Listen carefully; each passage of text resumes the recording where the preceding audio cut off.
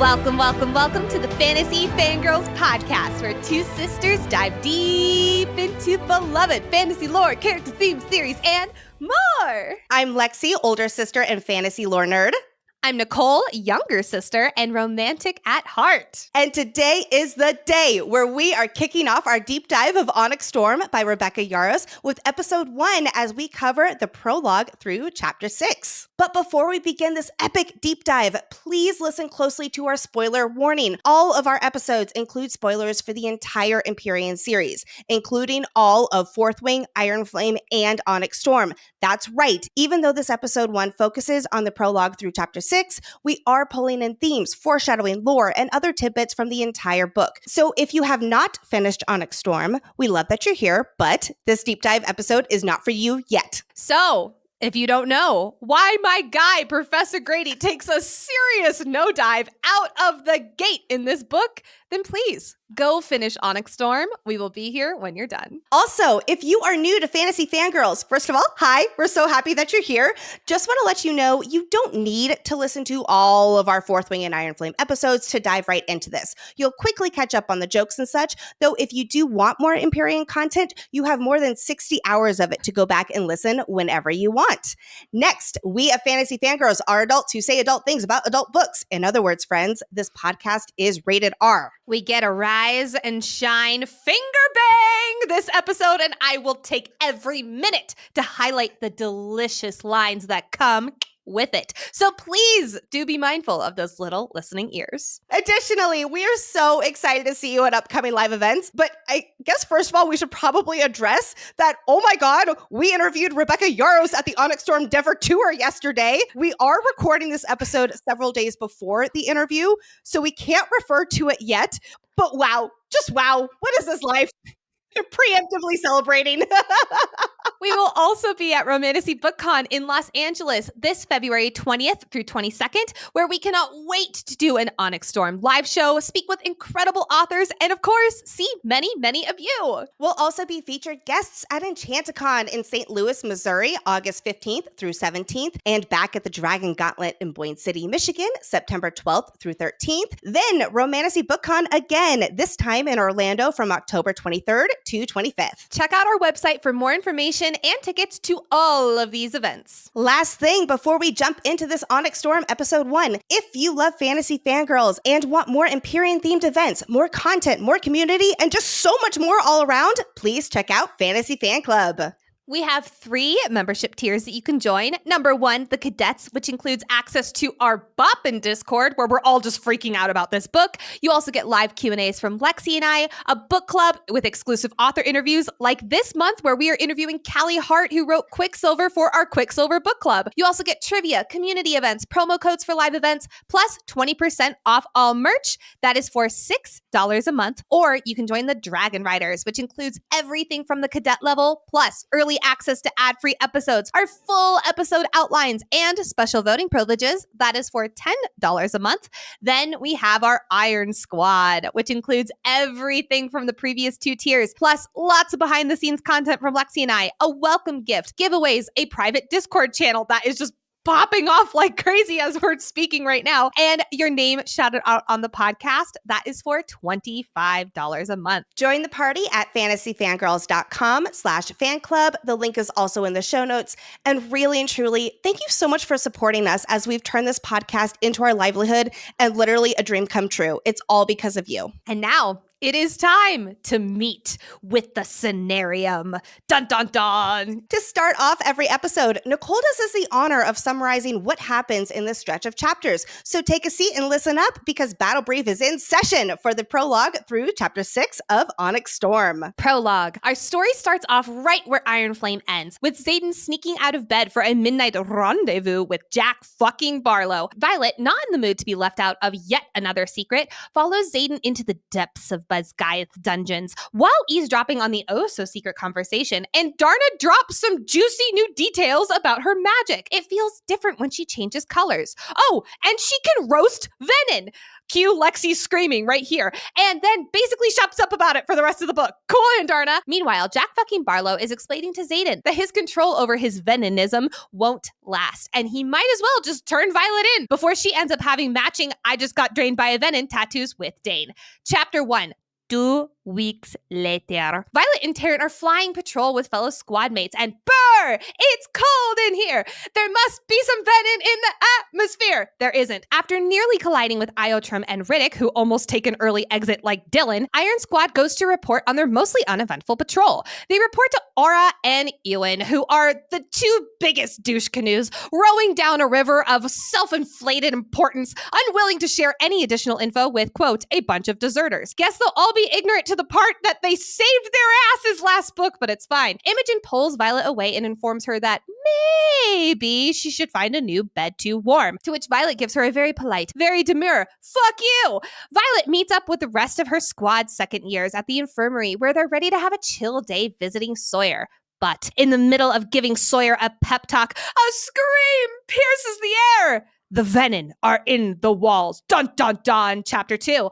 Violet, Rhea, and Riddick run to save whoever they can and kill the intruders when a scribe flies into their path. Wait, this scribe is high! Nope, the Venin are pretending to be scribes. But quick to the draw, Violet launches a alloy-hilted dagger into his chest. Heading down the stairs, Violet and co are met with a sight of 4 Dark Wielders attempting to free Jack fucking Barlow, one of which is a silver-haired Venin with a poorly aged forehead tattoo, and she just disappears, which sent the fandom, yes, including us, into a spiral when that excerpt dropped. But don't worry, Violet, because your tall, brooding, dark, handsome shadow daddy has arrived and encases the room in total darkness, killing the remaining Dark Wielders. But don't worry, Riddick, you almost had one. After leaving their not-so-productive debrief with Pancheck, Zaden negotiates for a quick 5 minutes in heaven with Violet. But instead of spending his time making out in the closet, Violet and Zaden use these precious 5 minutes to re-solidify their relationship. But right as the timer is about to ding, ding, ding, Zaden drops a new nugget of info. He can feel them calling, feel the source. He can sense the other Venin like he's a walking Ouija board. Chapter 3, time's up, lovebirds. Also, Violet has a meeting with the scenarium. Upon entering the not-so-welcoming meeting room, Violet is prepared to fight for Andarna's demands, but she is shut down before she can even say supercalifragilisticexpialidocious by stupid head General Melgren. After being forced into a corner with no say who is on task force, Grady's version, Violet leaves feeling dejected, hoping that Duke Llewellyn will have better luck negotiating on Andarna's behalf. The next morning, rise and shine, sleepyheads! Violet slowly tries to get out of bed, but a shadow says, no, and bang, bang, fingery bang. I said, grab the headboard, not like that!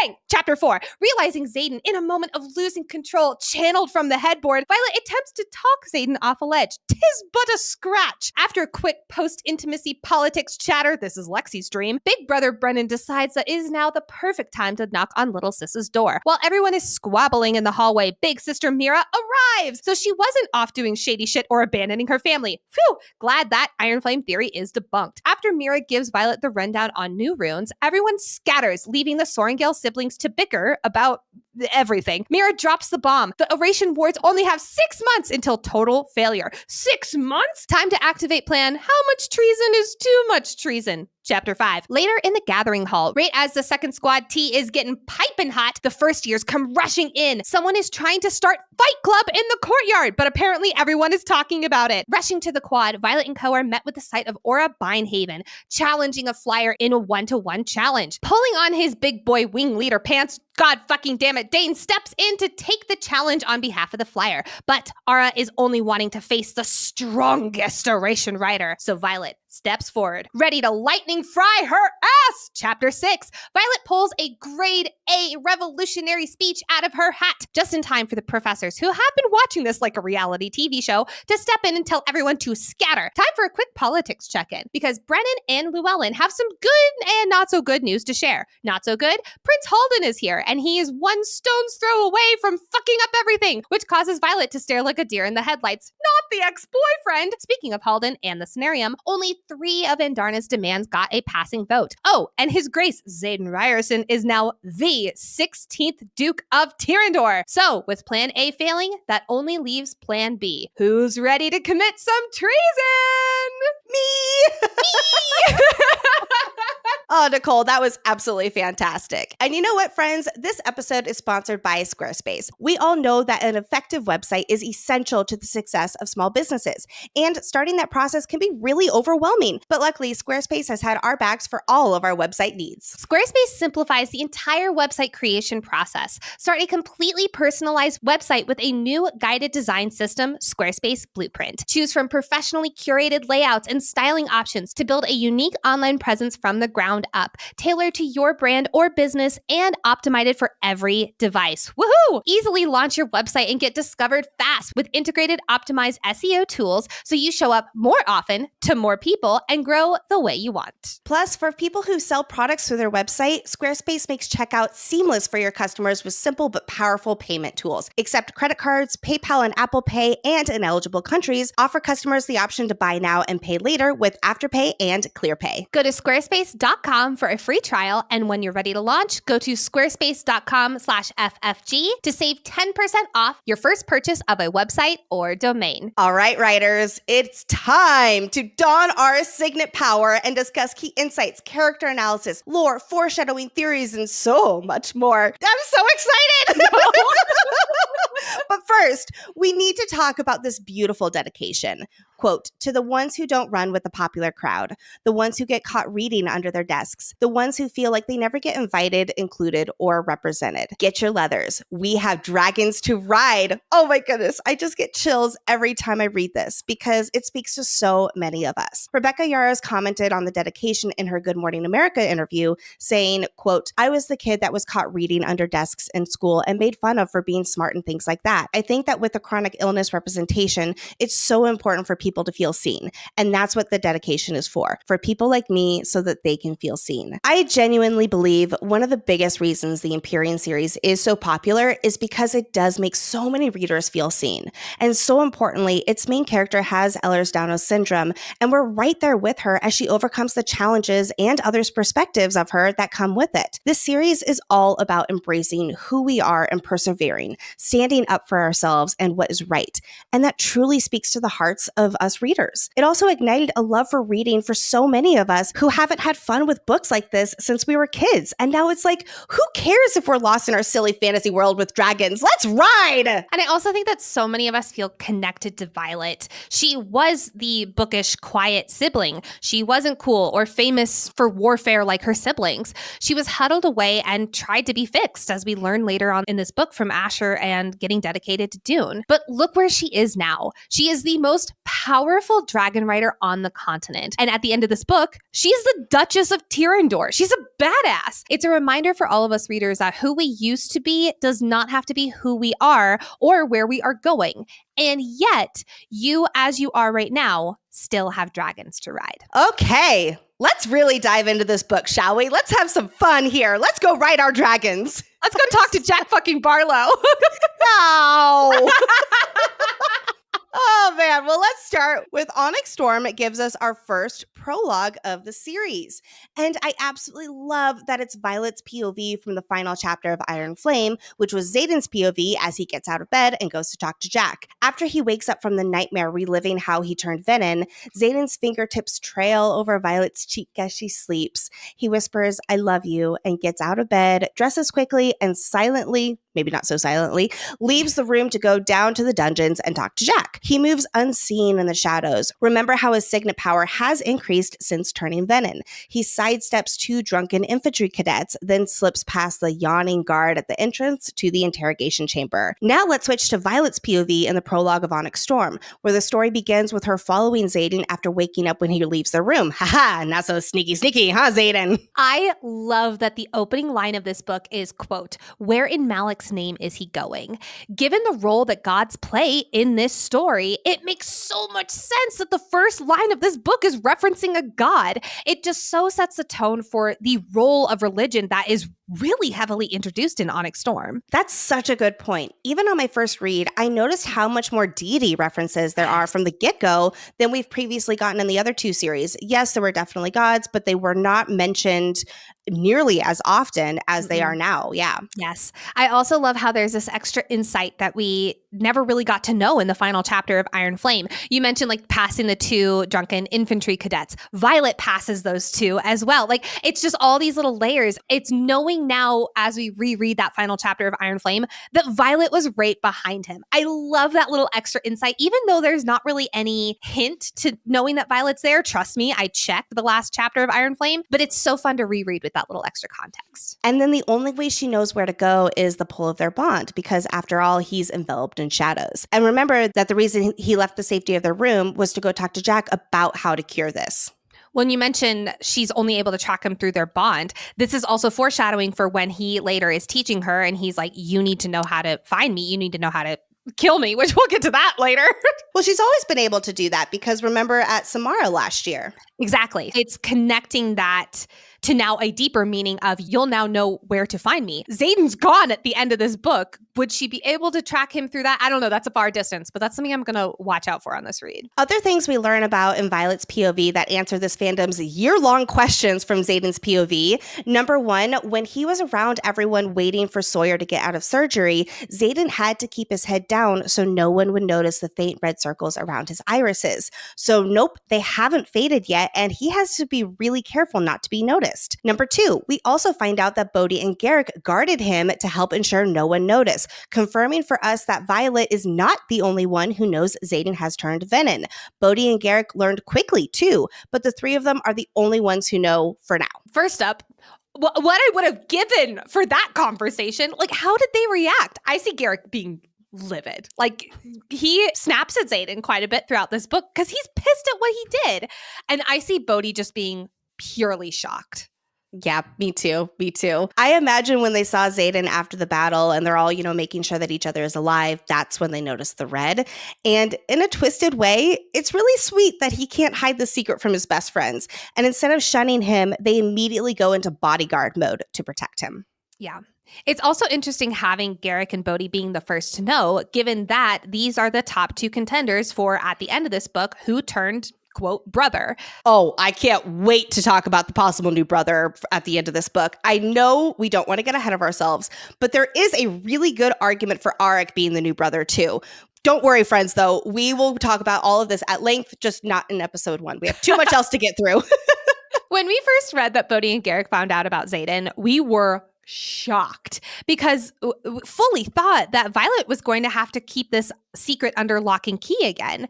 But after reading the first 2 chapters and the prologue, it makes so much sense. Zaden would not want to slip up and risk exposure or, more importantly, risk Violet getting hurt. So having his 2 closest confidants keep watch on him is a really smart move. And while we're on the people who do know about Zaden, at the end of this chapter, Violet thinks about needing someone who she can trust to know the truth entirely. Imogen. This choice makes so much sense. Not only does Zaden have her loyalty, we've seen that on the page from book 1 with Under the Tree scene and everything, but Imogen also can wipe people's recent memories, so if anyone finds out by accident, boop, memory gone, no worries. Or Zaden might talk in the middle of the night with cough, cough, Jack fucking Barlow, and then Jack fucking Barlow could blab it to the next person his ass sees, so boop. This is my memory erasing. Yes, that's exactly why she shares this with Imogen. How handy to have Imogen when it's important for Jack not to remember this, because then he could use this information as leverage.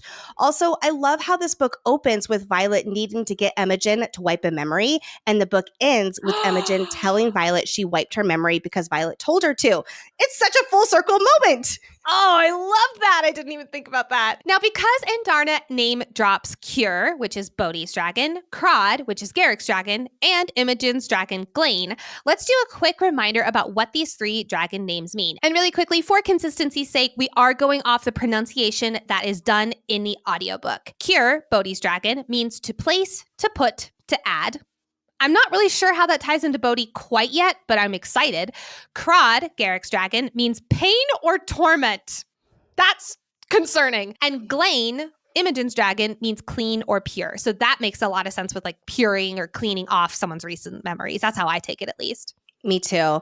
Speaking of dragons, let's move to answer 3 we get from Violet's POV. Sigale is in a rage, which we could gather from her not talking to Zaden at the end of Iron Flame. She is also still bonded to Zaden, which some readers weren't convinced of. That was definitely a theory going around.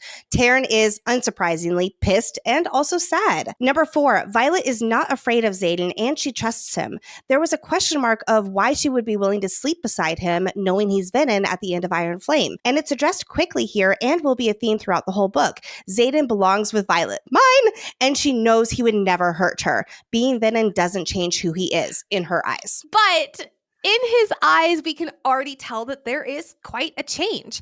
As she reaches for Zaden mentally through their bond, quote, "There's only a thick wall of chilled onyx." The language of chilled, cold, ice is going to be a huge theme for Zaden throughout this book. Yes, I will be tracking all of it through a segment that I have decided to call Ice Watch Baby. Ice, baby. Oh, I'm so excited. The song's going to be stuck in my head for the next 12 weeks. Right now, this mental pathway is only being described as chilled, showing that he's very much still off the ice, just a little cold. Our guy went through a lot in this book, and it no doubt caused him a lot of stress.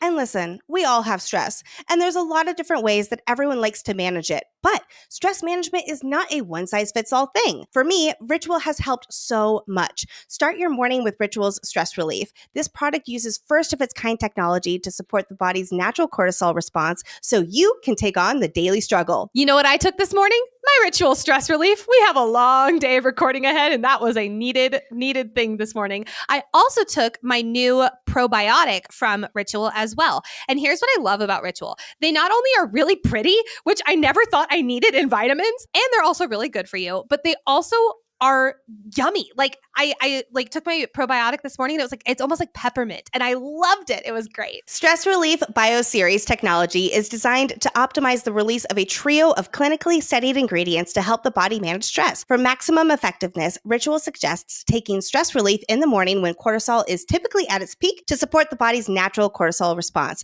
with an instant and extended release formulation for all day support. The juggle is real. Don't just respond to stress. Get ahead of it with Stress Relief from Ritual. Get 25% off your first month at ritual.com/FFG. Start Ritual or add Stress Relief to your subscription today. That's ritual.com/FFG for 25% off. Besides Zaden, Andarna also has the spotlight in the prologue. The end of Iron Flame left off with her roasting a Venin. Never forget the smoking head that I was so adamant about, giving quite the 7th dragon den download and being key to properly lighting the Iron Flame to reactivate the wards. After the battle, Violet told Andarna she needs to talk to Taryn, insinuating it's time to inform Taryn that she is not actually a black dragon, but the 7th dragon breed that only the elders know about, which would exclude Taryn. Now, approximately 12 hours later, Taryn and Sigale are preoccupied with Zaden's decision to pull from the source, so neither of them is in a mental state to talk to Violet and offer any insight into why Zaden is risking himself to be seen. But while they're absent, Andarna is right here for Violet.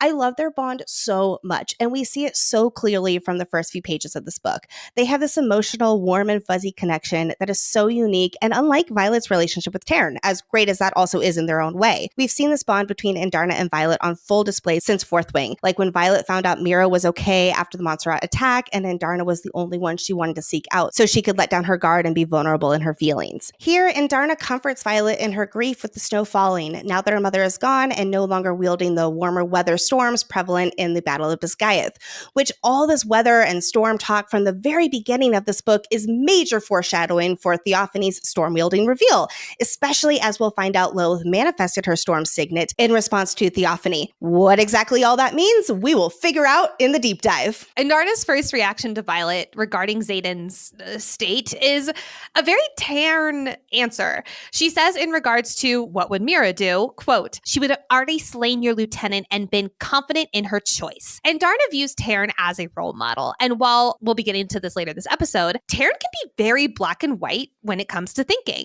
So it makes sense that her first reaction is to be very much in the same Taryn mindset, especially after the line from Andarna in Iron Flame, where Violet states that her scales aren't really black, and Andarna says, quote, No, but he is, and I want so badly to be just like him. I love how this observation from Andarna is still helpful, though, for Violet, as it helps her recognize she needs confidence, like her sister, in this moment. One more thing to set the stage for this book as Violet comes into her own, finding her confidence and stepping into the leadership role. It starts here with, quote, "But confidence, that's not a bad idea." But Andarna and Violet are not black and white thinkers like Taryn. So when Violet brings up that Zaden is not a soulless Venin, and she begs Andarna for the love of Amari to be on her side, Andarna concedes. Quote, "I am as unknown as he is, and you still trust me. I will not be another battle you have to fight." Oh my God. This right here is why Violet and Andarna are such a good team. They're not black and white thinkers. They are outside the box and put themselves in other people's shoes thinkers and look at situations with the whole picture in mind. Now that the news about her being a 7th dragon breed is out,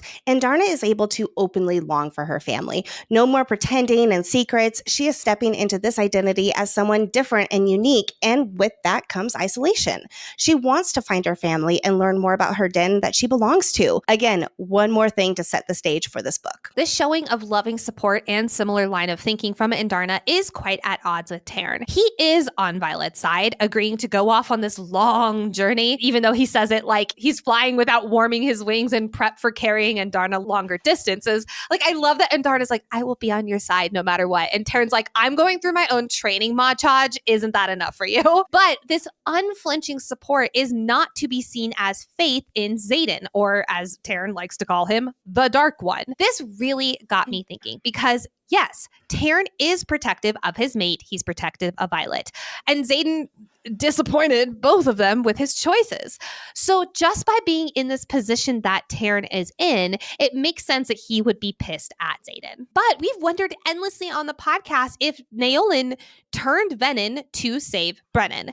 Naolin was Taryn's previous writer. So what if this outright anger and lack of trust is also because Taryn's been through this before? He saw a writer turn and go beyond redemption. It's like he's saying, "I've seen this film before and I didn't like the ending." Later, when Violet brings up Naolin to Taryn, he interrupts her by saying, quote, "We do not speak of the one who came before," and agonizing pain floods their bond. It makes me wonder that if this is the case, did Naolin and Taryn stay bonded for long after Naolin supposedly turned? Did Taryn break the bond right away? Did Taryn stay and try to help Naolin turn back? And then when Naolin was lost to the power, it shattered Taryn's trust? Based on the vague timeline we've gotten from both Kaori and Brennan, I'd be surprised if, let's say, more than a day passed before he broke the bond. Taryn is black and white. You turn Venin, you're cut off in his eyes. But let's talk about that very important detail of Andarna scorching the Venin during the battle. She points out that, quote, "Magic feels different when I change color. Maybe my use of power in that moment altered the Venin, weakened her enough to blister." We will learn later from the Irids that Irids are magic, which I understand is different from the other dragon dens who source their magic from the earth, or at least the environment around them. Hence why they suffer when they're not on the continent, but the Irids, including Andarna, are fine. Also, potentially why Violet can wield and talk to her dragons on the Isles where there isn't any magic. It's almost like Andarna is her power bank, her power source, and only those who are connected to it can access it. I have so many questions about all of this, and I will say I'm actually quite surprised we don't learn any more about this changing colors and magic differences in regard to the Venin in Onyx Storm. But more seeds are planted about the Irids being the weapons. They shut down the idea that there is a cure to being Venin, but they never confirm or deny that they are the weapon that defeated the Venin in the Great War. And Papa Sorgale, of course, will mention the weapon in his letter to Violet. Good thing we have a whole episode dedicated to the Irid meeting where we will explore all of this in way more detail and what it may mean for the rest of our story. I'm calling this a plot and drop. It's absolutely like, here's some plot and then drop it. It's going to be on the list of things that are going to keep me up at night between now and book 4. Does this mean that when Violet channels from a certain colored Andarna, that her magic slightly changes? What do the other colors do? If one color can potentially roast Venin, what happens when she's red or chameleon? I don't like, what? By the way, right before Andarna torched the Venin, she blended in with the cliff and looked like a giant boulder. Then here's the passage about her color. Quote, "It springs forward from the cliff like a projectile, expanding, changing colors, sprouting wings and claws and black scales." Black is in italics. Immediately afterward, Andarna breathes fire on the Venin. So when Andarna changes her color to black, the magic within her felt different, and that's when she was able to roast the Dark Wielder. Like Violet mentions, this could alter everything, and this brings them to a twofold conclusion. Andarna's kind might be the key to defeating the Venin if her use of power can alter the Venin. And secondly, on a similar note, if her magic can alter the Venin to defeat them, maybe her power can do the opposite and cure Venin too. Who better to find out how to master this tactic and explore all the possibilities of how changing skills changes magic that affect the Venin than the rest of her kind? Violet starts overhearing probably right after the cliffhanger of Iron Flame, because Iron Flame ended with Jack saying, quote, "And yet you just did. All this time, you've been convincing everyone you're the hero, and now you'll be the villain, especially in her story. Welcome to our fucked up family. Guess we're brothers now." Which that word brothers, I feel like has an extra level meaning now that we know the ending of the story.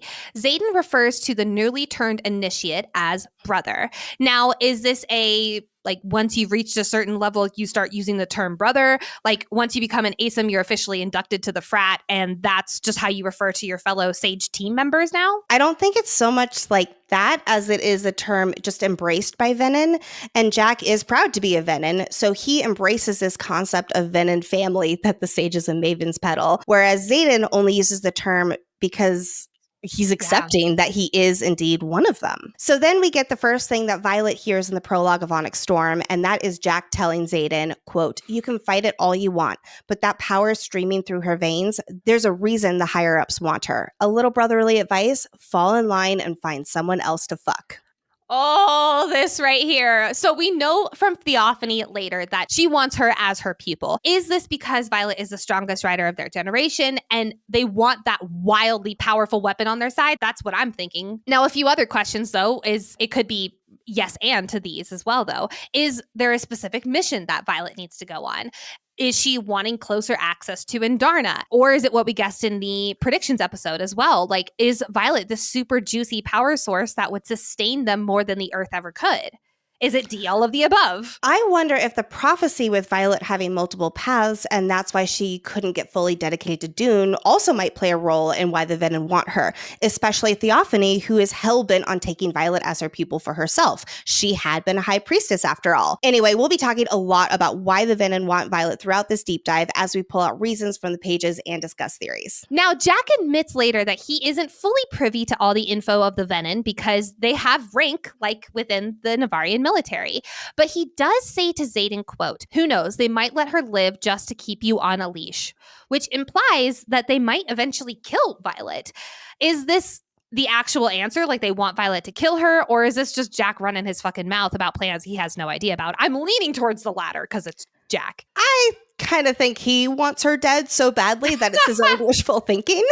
But the Venin clearly know that Violet and Zaden are a pair. And here's when we get that first mention about a leash. Lots more of that to come. Violet's also like, shit, Jack knows he's Venin. While I'm sure Zaden's eyes gave him away, I assume Jack can sense Zaden since initiates and ASIMs can sense one another. Before we move on, I've got a quick question for our audience, and that is, when was the last time you needed to go to a doctor, but you pushed it off? Maybe you made the excuse, I'm too busy writing an outline. I have to reread Onyx Storm for the 8th time. Or, my personal favorite, I have to scour the internet for the most unhinged theories possible. I think we've all been there. Booking a doctor's appointment can be so daunting, but thank you to ZocDoc, there's no reason to delay. They make it so easy to find and book a doctor who is right for you. ZocDoc is a free app and website where you can search and compare high-quality in-network doctors and click to instantly book an appointment. We're talking about booking in-network appointments with more than 100,000 doctors across every specialty, from mental health to dental health, primary care to urgent care, and so much more. You can filter for doctors who take your insurance, are located nearby, and are a good fit for any medical need you may have.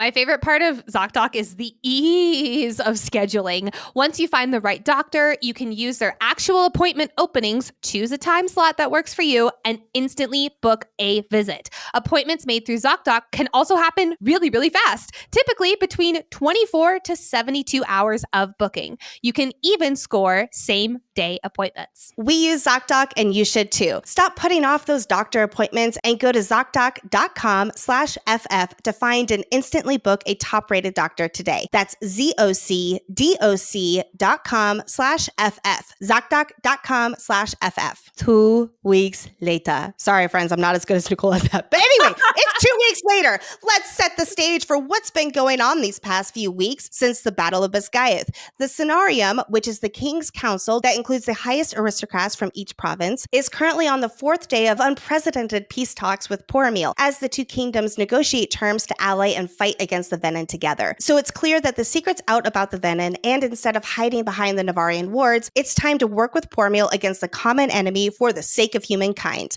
As a whole, Navarre understands that the Venin War is on their doorstep, or more accurately, at their ward's borders. And this problem isn't going to just go away where they can pretend it doesn't exist, like Navarre was previously doing, as much as the Navarian citizens, specifically writers, don't want to ally with Poromil. They've been enemies for centuries after all, conditioned to hate each other and fight against one another. But Poromil is not cozying up to Navarre willy-nilly. They have publicly declared that they will walk after the 7th day if terms cannot be reached. We're on day 4 now, so 3 days left before they pull out and say fuck you to Navarre, and we'll keep fighting this war on our own like we have been doing for centuries. Basically, we don't need you! Because while Navarre agrees they should work together, they are not willing to open their protected borders to Poromil refugees. Bad luck, Navarre. Or let their flyers into the Riders' Quadrant at Basgiath, which is largely because the flyers wouldn't be able to protect themselves against the Riders. Navarre's wards obviously prevent flyers from wielding. However, the Duchess of Moraine later in the scenarium mentions how they cannot let their, quote, forces in, to which Violet replies, what the fuck are you talking about? They're cadets. This just shows that they are not only flexing the ha, we're stronger than you, we can wield. They're scared of them. They're scared of these, quote, forces.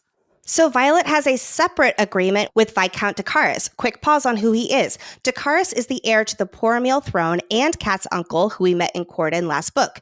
Violet's agreement with Decaris involves figuring out how to adjust the Basgiath wardstone to include letting the flyers wield. Mera is currently at Auratius secretly looking into how this is possible. If the flyers can wield, they can protect themselves at Basgiath and therefore be able to enter the quadrant, which will be huge in the negotiations between Navarre and Poromil, as long as they don't get caught, because messing with the wardstone is definitely treason for these writers. And it would be a full-blown war with the flyers if Navarre caught them and accused them of tampering with their wards. Right now, the two kingdoms are basically at a standstill. Their politics are very different from each other, for starters, and if Navarre is unwilling to help Poromil citizens and flyers, then what does Poromil get out of this alliance? With the revelation that there is a 7th dragon breed that may be able to help defeat the Venin, Violet has been waiting for more than a week to meet with the scenarium, which, I'm not gonna lie, scenarium, I know you're on a tight deadline, but this feels like it should be a very high priority meeting, and Darna is the only remaining Navarian 7th Dragon Den after all. Like we mentioned during our reactions episode, we were initially surprised that the secret of the 7th Dragon Den is out now,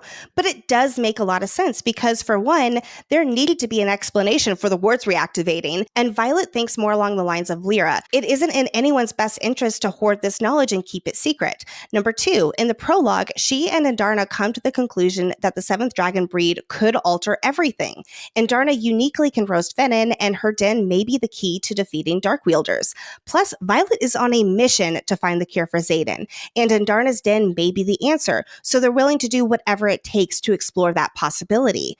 Number 3, this war against the Venin is an all-hands-on-deck for both Navarre and Poromil, so if there are more dragons out there, especially dragons who might be able to roast the supposedly fireproof Venin, then yeah, that's not information to keep to oneself. Part of me wonders if Coda actually shared the news with Melgren, or was it Violet who passes info along to leadership literally right after the battle? Good question. I don't know. I could see it both ways. However, knowing the two kingdoms are desperate and needing to find the seventh dragon den, Violet and Indarna are in a unique position, and they're planning to take a list of demands for their very necessary participation in this mission. That, among other things, gives the Erasure Riders a pardon after deserting and gives Violet control of the task force, Quest Squad, to find the seventh dragon den. Basgiath riders, mostly second and third year cadets, have been going out on patrols hunting down Venin after they scurried away when the wards came back up during the Battle of Basgiath. They're going out on patrols searching for the Venin and have slain 31 Venin so far, but now it's been 3 days of quiet. Zaden has been responsible for 17 of those Dark Wielder kills because he is able to sense them, so there's literally a tracker on them for him. Well, speaking of Zaden, he also doesn't want to know too much information from Violet because he doesn't trust himself to not accidentally be a leak to the Venin. There is a weird bond between the Venin that we still don't know very much about, and he'd rather be safe than sorry. So he purposefully wants to be kept in the dark about Violet's plans to fix the wards so the Flyers can wield within them. Along these same lines, Zaden is mentally shielding Violet out most of the time since he's turned Venin, because he doesn't trust himself to keep it open and thus risk losing control. So they haven't been communicating like they used to through their bond, as he goes with his better safe than sorry approach. In the midst of all this going on between the kingdoms and at Basgiath, there have been no classes as the professors have been a little busy, which means no news from the front and no leadership to direct these killing machines who are a little lot tense these days. When half the cadets left and split the Dragon Riot and half back in Iron Flame, new wing leadership was selected here at Basgiath. So now we've got lame-ass Ewan Faber as wing leader of the Basgiath 4th Wing, while Dane is wing leader of the Orishan 4th Wing that mostly went to Orisha last book. There is a lot of friction between the Navarre cadets and the Orishan cadets. The Navarre writers hate the Orishan writers for leaving and considering them traitors, while the Orishan writers argue they came back and saved their asses, which all just adds fuel to the flames as these groups of people need to start working together, writers and soon Flyers too. But there's just too much baggage, too many vendettas against the other side to come together the way that they should. We learned that thanks to the Venin patrols, we have lost multiple writers in these last 2 weeks. And I quote, in 1st Wing, 3rd Wing, and our own Claw section have suffered losses, aka 4th Wing. I'm just gonna say this once. You know who's not listed on this list? 2nd Wing. It's continuing to stay sus. 2nd Wing, I'm on to you. If you have no idea what I'm talking about, listen to our Iron Flame coverage. Luckily, today does not seem to have quite the lethal outcome of other patrols. Nope, just a super snowstorm. But pause, because this is one huge howling windstorm that's making it impossible to see everything, which it dawned on me. Was this storm Theophanie's doing? We know that as this is happening, the Venin are within the walls or they're sneaking into the walls. Theophany is not a lightning wielder. She's an extremely powerful storm wielder. She could literally be making it impossible to see shit over the storm, covering up the Venin who are getting into the school right now. Especially because not long after, Violet thinks about her mother, the very powerful storm wielder, and it just kind of almost connects the two powers on the page. God, I love this book on a reread. I never thought about that while reading. I thought storm wielding didn't include snowstorms, but you're right, because actually was it Iron Flame, we did get like a Lilith had like frost starting to come around and it's like, oh man, she's pissed. Oh, interesting. I guess I just assumed that it's just freaking freezing right now at Basgiath in January. While Violet is relieved they haven't encountered any Venin for 3 straight days, Taryn isn't so comforted, as he shouldn't be, because nope, they're not out and about. At least a few Venin are starting to infiltrate Basgiath, pretending to be scribes. In this impossible to see anything in storm, Violet and Taryn are almost taken out by a set of wings and claws. But phew, it is not a wyvern. It is instead Riddick and Iotrum, Riddick's brown swordtail. They are just dropping out of the sky directly on top of Taryn and Violet, which is odd because this barely happens due to dragons being able to communicate with one another in the riot. But alas, Iotrum and Riddick were in a fight over wanting to go back to Erasha and launch Quest Squad for the 7th breed from there. And I will just say this once, they still have half wards in Erasha, It's not the smartest political plan, but I don't entirely disagree with Iotrim because first and foremost, they're just at peace more in Erasia. So just, for the mental health, it'd be nice. It would also be a hell of a lot more time efficient. They wouldn't have to fly 18 hours, then get to Erasia, then go to the Isle Kingdoms or Corden or whatever. And also they wouldn't have to deal with the fucking scenarium or Melgren. And they still have half wards. So the politics, they have to deal with the stuff here and the scenarium and to go on the task force to go get Darna's kind. Yeah, down, girl. Politics, though, are here. You got to stay here. However, Iotrim, in his anger, blocked out not only Riddick, but also the rest of the riot, making it impossible for Taryn and the other dragons to know where the hell he's going. So he just dropped out of the sky. So, not gonna lie, this encounter with Riddick and his dragon raises some eyebrows. And this action is an extreme example of the dragons arguing with their riders about wanting to go back to Erasia. But this encounter between Iotrim and Taryn could be evidence of Riddick hiding something from the rest of the squad. Let's go down a theory rabbit hole, friends. For instance, Taryn notes that Iotrim should know better than to close himself off from the riot simply because he is arguing with his rider. And in chapter 10, Violet will be surprised that Garrick's dragon, Crud, blocks out his riot to protect his rider's secret second signet. Dragons blocking out their riots on behalf of their riders isn't unheard of, but it's definitely not common and seems to only be done in dire situations, which begs the question, is Riddick hiding something more than just arguing with his dragon over going back to Erasia? There's a theory floating around that he has a second signet, or the more common theory, Riddick is Venin. Let's go through the evidence. Number one, the fact that his dragon blocked out the rest of his riot makes it possible Riddick was controlling his dragon in this moment. Number two, his ice-wielding signet is extra powerful, and we know Venin's signets are extra strong. Number three, he is insistent on going on the quest squad. Maybe it's not to protect Violet, and it's actually to gain intel for the Venin. Number four, and this is the biggie. In chapter 61, Rhee's POV, we see Riddick defeat a wyvern, and based on the description, a lot of readers think that he drained the wyvern. Personally, I can't get behind this Riddick as a Venin theory. Is this chapter 1 run-in with Taryn a little weird? Yes. Does it mean Riddick's a Venin?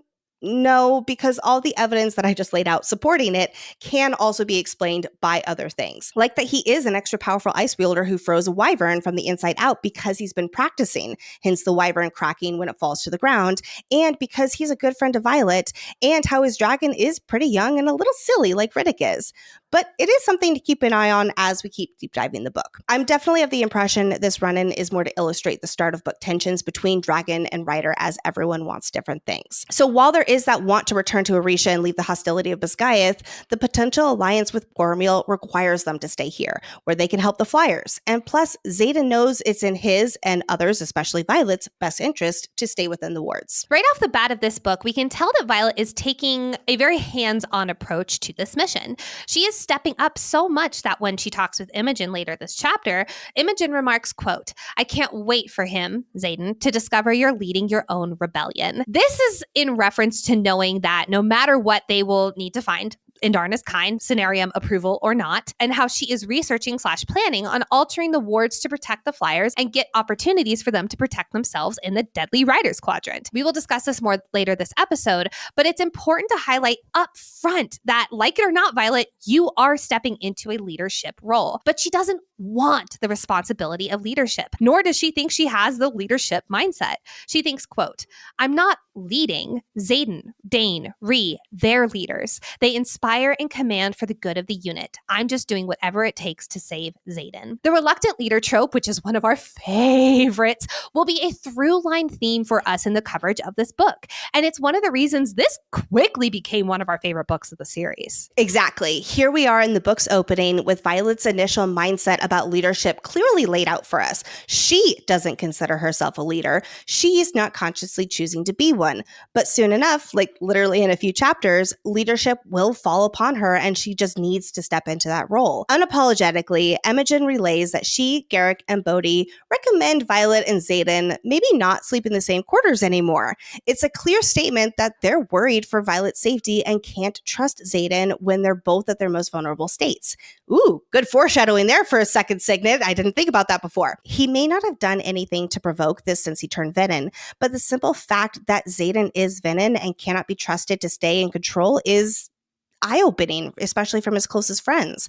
And again, sets the tone for this book. Violet at the beginning of Onyx Storm is facing her own inner battle, a battle against logic. We knew going into this book, Violet wants one thing, to cure Zaden, and we are seeing that right off the bat. Our mind of a scribe believes with her whole heart that she is in the right, that because Zaden is still Zaden, the man who above all loves her, because of that, he has not lost his soul. Alas, my dear Violet, just because Zaden isn't draining you in your sleep does not mean he isn't different or altered. There's also this line that Violet says Zaden is not a soulless Venin. By the way, this is the second time in the first 2 chapters of this book soulless has been used. It also has been used regularly in the previous 2 books around describing Venin. You know who else was described as such? The man, the myth, the soulless writer himself, Varish, and of course the sage who we now know as Berwyn multiple times. We'll see this crew's concern in action in Chapter 4 when Garrick, Imogen, and Bodhi are outside Violet and Zaden's room when they oversleep. Violet realizes that they're here to check that Zaden didn't kill her, and while I admire and respect her trust in Zaden, it's a genuine concern that their closest confidants are taken seriously. Zaden being Venin is a big deal. I'm sorry to say that, but it's just true. And it should be treated with care. And they're not letting their feelings about Zaden get in the way of what they know Venin are capable of. Zaden is now unpredictable, and they're prepared for any outcome, even if it means considering him quite dangerous and capable of anything. Because that's what Venin are. And no matter how much they like it or not, Zaden is indeed altered and Venin now. And now Zaden, he's like a little baby Venin. Sounds like he might need some higher vitamins, to become a big and strong Venin. If you're a parent of a little one like I am, you also know the struggle of getting the kids to take daily vitamins. And Haya has been a game changer for making vitamins fun. My kids literally look forward to it every single morning. Typical children's vitamins are basically candy in disguise, filled with 2 teaspoons of sugar, unhealthy chemicals, and other gummy junk growing kids should never eat. That's why Haya was created, the pediatrician-approved super-powered chewable vitamin. While most children's vitamins are filled with 5 grams of sugar and can contribute to a variety of health issues, Haya is made with 0 sugar and 0 gummy junk. Yet it tastes great and it's perfect for those little picky eaters. Like mine. Really, it is hard to get my kids to eat the healthy stuff that they should be eating. I promise I put vegetables on their plate every single day. And at least they do have their Haya vitamins. Like, it does make me feel better. And again, they love to pick out the colors. I have to hide the bottle, which is like a really fun yellow color. I have to hide it because otherwise they will keep trying to get it and like grab it from the counter. So they love it so much. And then I also recommend checking out their new kids probiotic and nighttime essentials. We've worked out a special deal with Haya for their best-selling children's vitamin. Receive 50% off your first order. To claim this deal, you must go to hayahealth.com/FFG. This deal is not available on their regular website. Go to hayahealth.com/FFG to get your kids the full body nourishment they need to grow into healthy adults. Violet joins the rest of her second-year squad in the infirmary to visit Sawyer. Quick refresher from the ending of Iron Flame. Second squad were all fighting in the air, and Sawyer lost his leg to a quick wyvern snack. After being rushed to the healers, because remember, menders can only fix what's broken, not missing altogether, Sawyer goes in and out of surgery after the battle. Now, here we are 2 weeks later, and we can tell Sawyer might be surrounded by friends, but he is deeply emotionally wounded just as much as he is physically. He has yet to show any signs of trying to get back on his feet, which it's been 2 weeks. Fair. He needs time to heal. But he's also been in talks with Colonel Chandler, who has been coming to see him. This is the commander of all retired writers. You can feel it in his dialogue. He is ready to give up on his dream of being a writer. There is no sense of hope or what if when it comes to prosthetic possibilities, again, as of right now, which it just breaks my heart where Sawyer is at the moment. He didn't give up after no dragon bonded him his first year. He had to sit out and watch all the others learn and solidify their dragon rider status. And now here he is, a year later, he's having to do it all over again. It's just, Sawyer, I love you. Thankfully, he has his squad mates and closest friends to support and help him. They know when to hold his hand and offer assurance, and they also know when to give Sawyer tough love. He doesn't feel like he's part of the team anymore, and they are right there to be like, no, we are all in this together still. One of my favorite things about the series is the found family, and we see this on full display here with their support of Sawyer as he navigates what life looks like as a rider without his leg. But then a shriek from outside the infirmary sounds, and an infantry cadet stumbles in with gray handprints marking the sides of his neck. I love that even the Venin now are like, with 2 hands. Okay, but here I am curious how the infantry guy got away from the Venin, starting to drain him. Maybe I'm too conditioned with the writers and don't give the infantry enough credit. So yay for him getting away from the Venin. Huzzah for you, infantry guy. Alas, the Venin are within the walls. Ree, Riddick, and Violet run out of the infirmary, leaving Kat to protect whoever she can, and Marin, Kat's best friend, to protect Sawyer. Not without Winifred yelling, "Violet, don't go out there!" Ma'am, I know you're trying to keep her safe. That's very noble. Do you know what your husband did last book? Anyway, the trio runs out of the hall to a sight that makes them stop dead in their tracks. The hall that was previously lined up with infantry cadets who were wounded from the Battle of Basgiath are now rows upon rows of drained, desiccated bodies. Oh dear, this is chapter 2. That's bad. As they make their way out of the eerily quiet hall, a scribe flies out of the stairwell ahead of them. But it's not a scribe, because as his hood falls back, revealing red-rimmed eyes with spider-webbed veins, hello, ASIM level Venin. Which makes me wonder, since the Theophany is down below, are these Venin all hers? Or is that how they travel? Do they travel within their... I'm going to go back to my voice team reference. Do they travel within their voice team? Or is this Berwyn's voice team because they're going to help Jack? And I think we know Jack is on Berwyn's voice team. I would assume Berwyn had something to do with it, since Jack seems to be his son that Panchek is trying to help him retrieve. Though Theophany obviously wants him too because he's a security risk. That's what she says to Violet later on. So I think that they want him for different reasons. I love that he's a security risk. That makes so much sense. Before this scribe, not a scribe, it's actually a Venin, even has a moment to reach under his robes, Violet has struck true with her alloy-hilted daggers, embedding them in his side, and he dies. How did Violet know that she was throwing a dagger at a Venin and not at a wandering scribe, since she would have had to throw the daggers within milliseconds of seeing his eyes? Violet instinctively knew that a real scribe would not be running towards the action. Instead, they would be running towards the archives, whether that's to save themselves or save the books or save all of the above. TBD.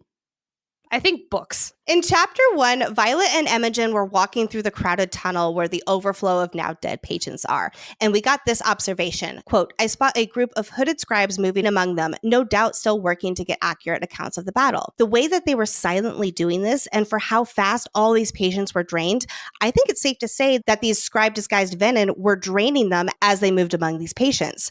They were able to do so sneakily because the patients were supposed to be tucked in their beds, sleeping. So they killed them. Based on the context before and after this infiltration, I'm leaning toward this being a unique instance. And I think Panchek definitely facilitated this for the Venin, ensuring they have access to the scribe robes and such. It's also probably the one and only attempt to this extreme if Zaden hasn't said anything about sensing them within the walls later on or even before this. Yeah, I agree with you on this, especially because later, after getting debriefed from the Venin attack, Garrick says regarding Panchek, quote, "He didn't even seem fazed that they were working to rescue Barlow instead of going for the Wardstone." Yeah, because he's working with them, because Panchek is in on this, which this does give us a timestamp around when he started working with the Venin, I think. Oh, I definitely think it was before this. Really? Yes. I went back to Iron Flame, and there's a few mentions that, I'll say could be sus, but there's much more of him, meaning Panchek, balking at leadership or even Zaden. But I don't know if that's just his character and that's who he is, Venin sympathizer or no. I definitely think it was before. Just because it's not outright on the page doesn't mean it wasn't before. You learned your lesson from Jack fucking Barlow. As for this being a unique instance, I was pretty gung-ho about this absolutely having happened before. There's that moment in Iron Flame where Violet and Rhee are walking to battle brief and, quote, a scribe cadet walks by and I can't see who it is with the hood up. That's odd. Usually they're only in the quadrant for death roll or whenever Markham needs extra people. This absolutely could have been a Venin dressed up as a scribe. Because of how Violet's reaction around this and all of this kind of stuff, I definitely think you're on to something that this is not a highly regularly occurring thing. I think it's happened once or twice, though. So I think that scribe with the hood up back in Iron Flame that you were just describing, I think it was a scribe cadet helping Devera get the missive about Zolia falling to battle brief. Because right after Violet sees that hooded scribe, unable to tell who it is, her and her squad walk into battle brief where the news breaks that Zolia has fallen. And we later learn Devera is behind it.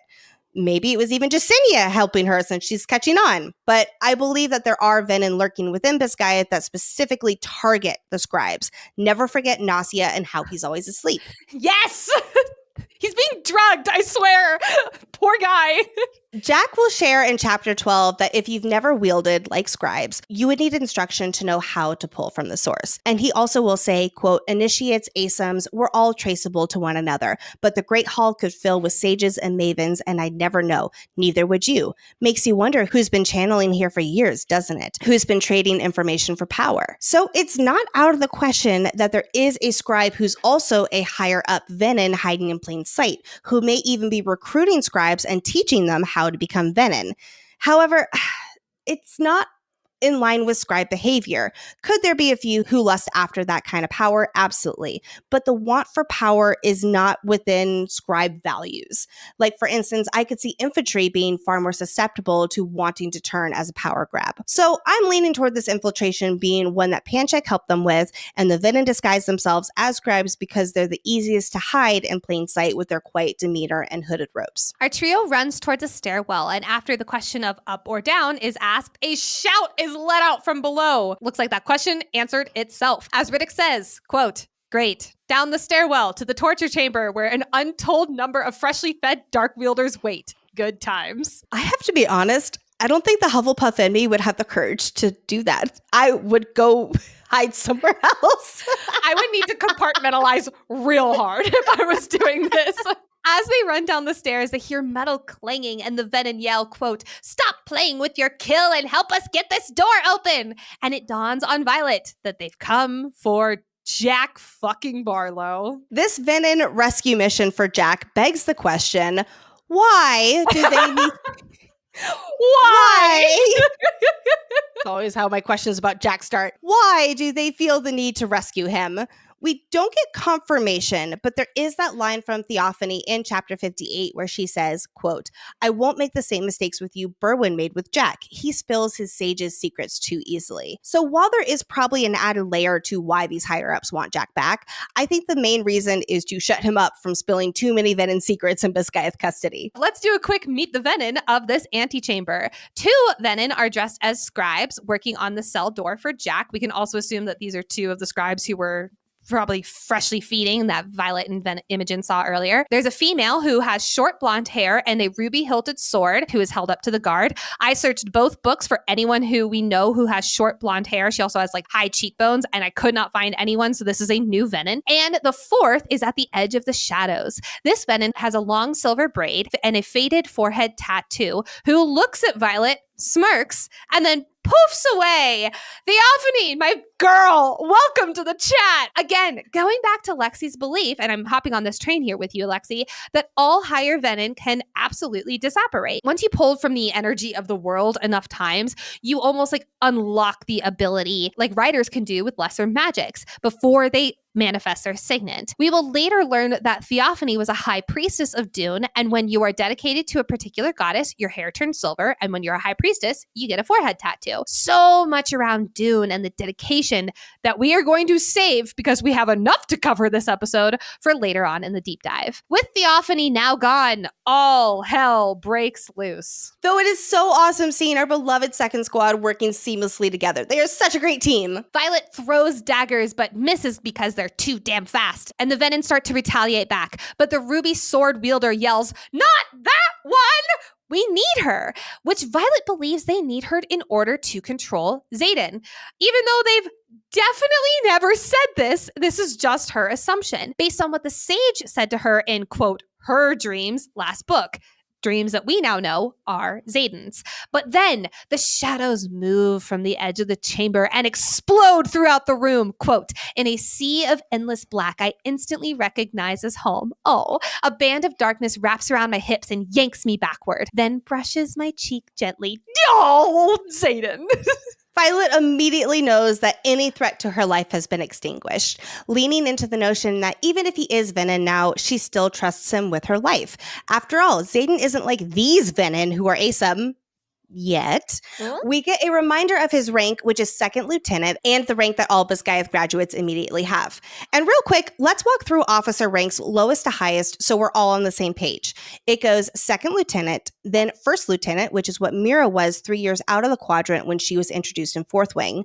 Next is captain, then major, then we have lieutenant colonel, then colonel. And while the U.S. military has more ranks between colonel and general, we can assume in this world after colonel, it is general. Back to the scene at hand. Zaden's shadows stab the 3 remaining dark wielders with alloy-hilted daggers. And when the shadows retract back to their initial place, all the Venin are shriveled up and dead. And we get this quote, tell me something, Violence. Why is it always you? What an entrance, my guy. At least thanks to Mira's words at Jack's cell, he wasn't able to hear or see anything outside the chamber unless someone opens the door. So luckily no one did that. So as far as we know, he has no idea what just happened outside his cell. However, interesting that it doesn't seem Basgiath is using the same tactics to prevent him from draining like they did all of Iron Flame. Since he's draining everything he can in the cell, he doesn't have much longer to live without his power supply, and he's leaving his food untouched. I wonder if because he no longer has his dragon, he needs a constant power supply and regular food and substance doesn't cut it for him anymore. Or he turned ASUM when he drained to stay alive after his dragon died, as Berwin alludes to being possible in Zaden's POV chapter 65, and frequent draining is the only way to stay alive once when you level up from initiate. Basgiath is obviously not trying to cure him anymore with Nolan and the air wielder to prevent him from touching the ground. And I'm assuming they're not bothering to control him either by forcing him to take the serum like they were in the prologue / the last chapter of Iron Flame. The serum, again, as far as we know, blocks Venin, including Jack, from channeling any kind of power. Speaking of draining the world, you know what's been draining me? Having to keep up with making sure my body gets all the nutrients it needs, especially in this super busy time at FFG. But when I take my AG1, I know that I am prioritizing my wellness and being kind to my gut. Jake and I absolutely love AG1. We make sure that every morning, no matter how busy we are, we get our scoop of AG1. He always makes mine for me, and I always appreciate it. There's something so great about walking out the door in the frenzy that is trying to get my kid to preschool or settling down at my office right here, just knowing that I've already gotten a good head start to my daily nutritional needs from just one scoop of AG1. Absolutely. For me, my favorite thing about AG1 is how easy it is to incorporate into my daily routine. I have been drinking the same smoothie every single day for 7 years. I kid you not. And all I do is literally add it to my smoothie. If you're watching on YouTube, you just saw me finish it. It was freaking delicious. Yes, I had AG1 in the smoothie. You just drop it into your smoothie or even into water or a milk of your choice, and you are good to go. So this new year, try AG1 for yourself. It's the perfect time to start a new healthy habit. And that's why we've been partnering with AG1 for so long. AG1 is offering new subscribers a free $76 gift when you sign up. You'll get a welcome kit, a bottle of D3K2, and 5 free travel packs in your first box. Nicole and I do not travel without our AG1 travel packs. So make sure to check out drinkag1.com/FFG to get this offer. That's drinkag1.com/FFG to start your new year on a healthier note. Let's take a moment and talk about Zaden, because we've heard how he is up until this point from third-party information. But after the fight with the Venin and shaking off a very reluctant to leave Violet alone with Zaden chaperone Garrick, we get insight into how he is dealing with this new added element in his life.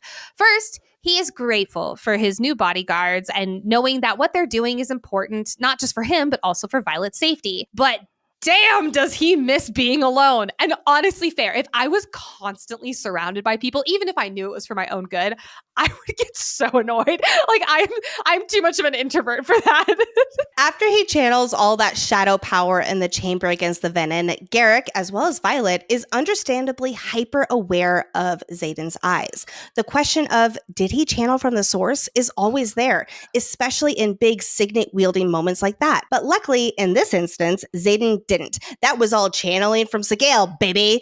And from this conversation we get between Zaden and Violet, with her pointing out he wielded his signet today behind the wards, it makes me realize he doesn't usually use his signet anymore, for two reasons. Number one, he tries to stay in control and not trigger the possibility of pulling power from the source. And number two, we learn that wielding signets can attract the Venin. And I wonder if him also being Venin makes it that much easier for them to sense him from afar. Yeah. Secondly, we see firsthand just how pissed Sigale is and not speaking to him through their bond, but their bond is still intact and he is able to channel from her, just like he just did. Which, side note, back to the Naolan did indeed turn Venin and Taryn needed to break the bond, and that's why he's so pissed. Another reason Sigale could be extremely pissed is because she saw what happened to Taryn, and she's livid now knowing that she's about to be in that same amount of pain and it's going to affect both of them. So that's just another element to that theory. Thirdly, there is no horizontal hanky-panky for Zaden and Violet because part of their sexcapades include them losing control with each other. Never forget, quote, "I've never lost control like that," from book 1. Good Gabriel impression. And also, we can't forget how much Violet loves to make him lose control with only her. Yeah, she does. Zaden is not letting himself do anything close to Violet that would result in him losing control and thus risk hurting her. And while he's not pulling away from her as a team, unlike in Iron Flame, they're now using the term we right off the bat when it comes to plans. Thank goodness. I know that was a huge thing for a lot of readers in Iron Flame. We talked a lot about how it made sense for their story arc, for their character development, for what they were each going through.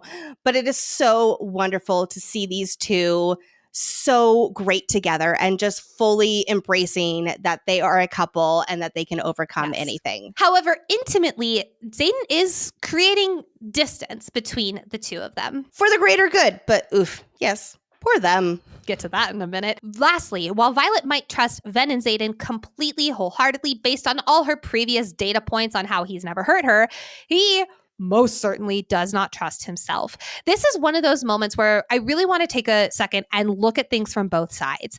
Violet is someone who is very data and examples and history. She makes decisions off of previous knowledge, which is one of the reasons she was so flipped upside down last book. Everything she knew to be true wasn't. And she knows Zaden and knows him on a soul deep level. And because of that, nothing in the past would ever equal him acting differently and hurting her now. Now, could this be considered denial that he has indeed changed even remotely? Personally, I think yes, but I don't mean that like she's burying her head fully in the sand. Also, I want to take a moment and look at Lilith's unsent correspondence to Asher from the epigraph of chapter 3. Quote, I know, I love saying that. That was Who's delicious. Asher, Nicole? Asher is Thorntail. Quote, when she finally and truly gives that heart, I fear it will overrule the other gifts you've given her, and logic will cede its voice to love. I mean, Lilith ain't wrong. She is in denial that Zaden could ever hurt her, not even considering it as a possibility. So when Garrick throws the quote, I thought you'd at least be logical, Violet, she thinks she's being logical, and she thinks they are acting off of emotion with little to no evidence. However, I personally think their evidence is pretty sound with all the venom they fought, but that's just me. Remember, half of last book, they were off fighting dark wielders and holding the front while Violet was in class in Erasia. So they do have more active evidence. Also, when Garrick tries to convince them that changing their sleeping arrangements is a good idea, side note, Zaden's voice edges on icy. Ice, cold, etc. These are all terms that are frequently used describing Zaden and the venom changes within him in this book. Violet is quite literally denying the changes right in front of her eyes. Meanwhile, let's look at this all from Zaden's point of view. He knows he's never done anything to hurt her, but he also knows that the rules of the game have changed. He would never hurt her purposefully, but part of being Venin means losing parts of yourself, and he doesn't know which parts of himself are going to be the next to go, and if his control and or his mental faculties are going to be one of them. And if that happens, there's a high possibility something could hurt Violet. There's this ever stress of I could literally become someone I don't recognize at any moment hanging over Zaden, hence the tripling down on control over himself and his mental faculties. Violet can think of only one way to prove to Zaden that he is not changed and he is indeed still whole. She says, "Do you still love me?" Because if he still loves her, then yes, Zaden is still Zaden no matter what. I want to take a moment and go to the ending of this book. Zaden is channeling and his soul is drifting away on a spring breeze. Then Violet says down the line, "I love you." And it's as if his soul stays tethered to himself in that moment. So if Violet's way of thinking here is sound, then yes, Zaden, even Asim Zaden, is possibly still himself. But we also can't forget what Jack warns, which is once Zaden turns Asim, he'll forget all about Violet. Now, this is Jack fucking Barlow. I can't believe how much I am having to bring up Jack fucking Barlow. I mean, I don't say that as like a bad thing here at all, but like if you know me and you know my personal vendetta against him and I'm having to pull his quotes as like evidence here, oh man. Anyway, this is Jack fucking Barlow, who wouldn't know love even if Caroline Ashton gave him the best blowjob ever. But this is the narrative that Zaden is being fed. He's going to lose himself, and he's consciously holding on to his love for Violet because it's that strong. She is that much a part of him. Not just a soul that he's losing, but him at his core, even if he was a maven. Then we get quite the reveal. Zaden can sense Venin.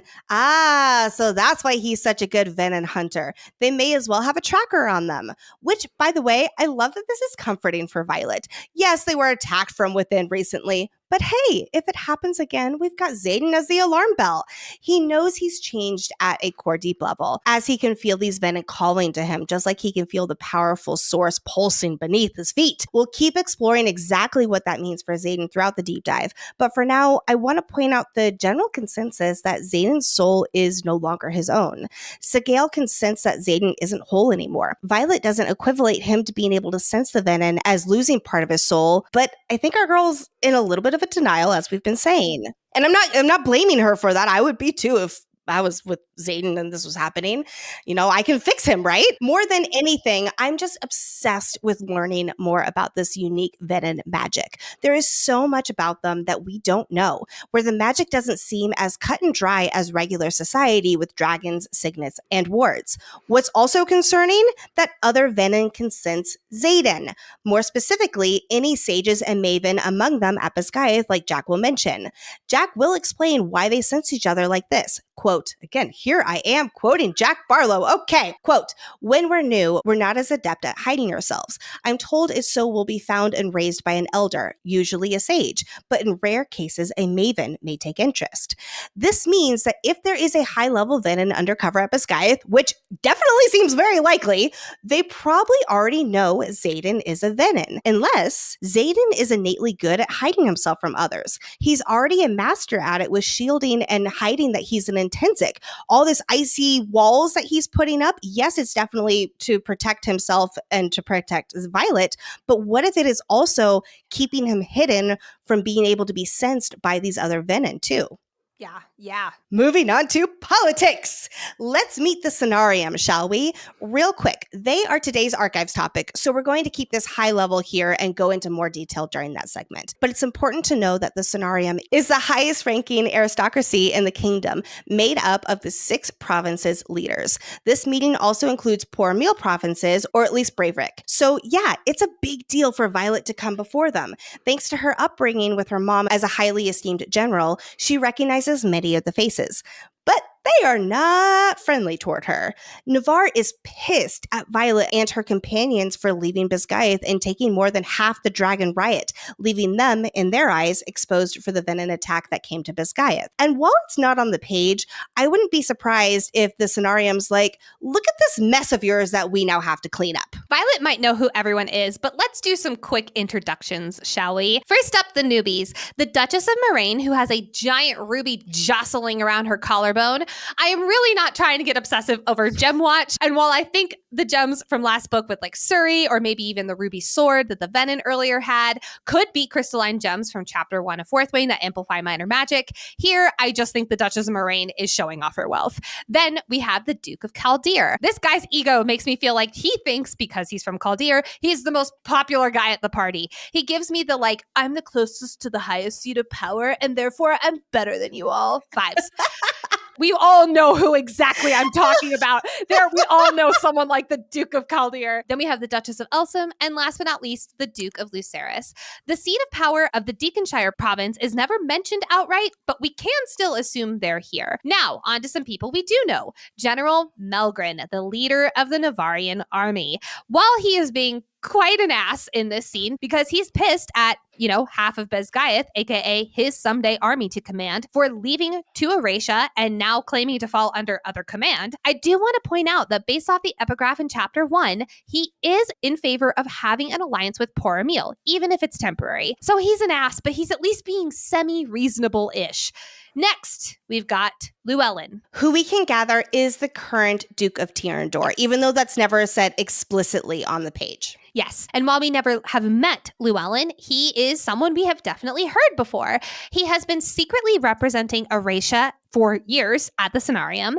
And back in Iron Flame, chapter 48 epigraph, quote, as a result of the Treaty of Erasia, the power to represent the province of Tyrrendor in the King's scenarium has hereby been transferred from the House of Ryerson to the House of Llewellyn. That's him. Llewellyn is not to be confused with Duke Lindell.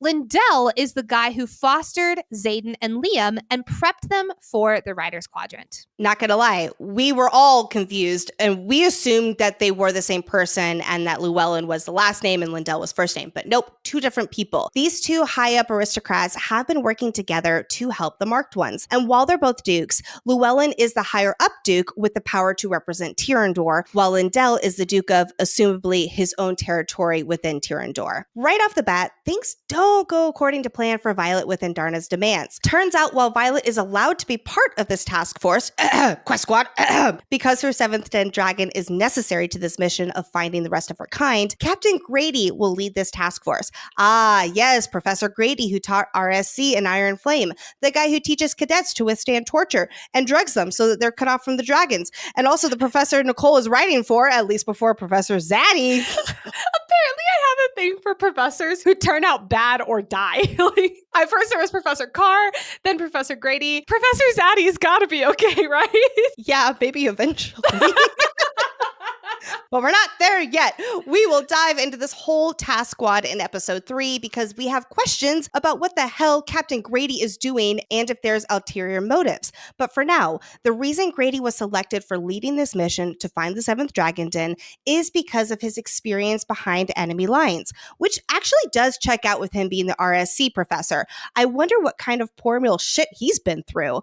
But that's the thing. Behind enemy lines has a new definition now. And I can't help but wonder if this was short-sighted of Melgren to appoint him for a mission that isn't against their usual enemy. Unless it was Daddy Atos who appointed Grady, in which that's an entirely different theory rabbit hole that we will go down in episode 3. I was going to say, episode 3, I'm foaming at the mouth because I will happily dive nose first into that rabbit hole because I think that's entirely what happened. They need strategy and smarts for this mission to find the 7th Dragon Den. It's not just another mission across enemy lines, which apparently Grady doesn't have. Again, we'll go crazy with theories in episode 3 because we are very suspicious he purposefully derails the mission, and that calls into question the people who appointed him to ensure the mission fails.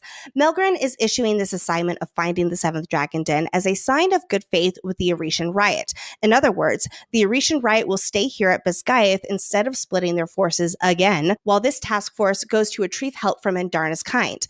The hopeful outcome of this mission, increasing their numbers and finding the key to defeating the Venin, is also the only thing holding together the already difficult negotiations with Poor Meal, meaning it's in Poor Meal's best interest to ally with Navarre if Navarre is trying to locate and recruit the 7th Den in this continent's fight against the Venin. Llewellyn begins to read off Andarna's demands that she has quite a bit of sway to make. And before Violet finishes her sentence of needing 6 riders, and I'm assuming the end of that sentence was 2 flyers, given given that Drake and Kat are in her demands of the mission later in chapter 20, Melgren cuts her off, saying that she will take no one because she is a cadet. We are in Violet's POV, so we know that she believes she is fully capable to run this mission. But for one moment, I want to put ourselves in Melgren's point of view. He is the highest ranking army person you can be in Navarre. I can see and sympathize why he believes it's almost like a third grader is telling a full-fledged 30-year-old how to do their taxes. I get that he believes she is not qualified to put together a mission. She is a cadet. Do I think he could have remained calm rather than interrupting her and yelling? Yes. Yes, I do. Because at the end of the day, Violet does have the ultimate card to play.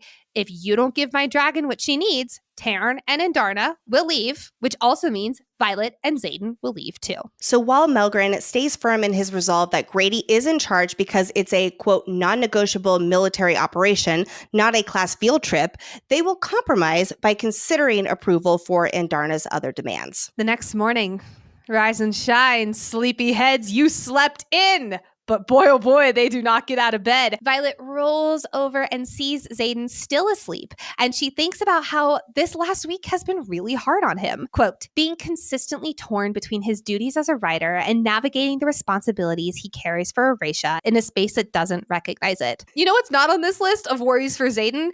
Being Venin. Zaden is waging a war within himself that would lead to quite a bit of stress, I think. Oh, I love you, Violet. You are in denial. Upon waking up from a full night's sleep, both she and Zaden, so we can't just say she here, forget that things are indeed different now and that he does have these limitations. But before we get into that realization of reality, let's just live in the moment for a second. A band of shadow wraps around Violet's waist and Zaden begins to slowly kiss up her neck, with one word being passed between the two of them. Mine.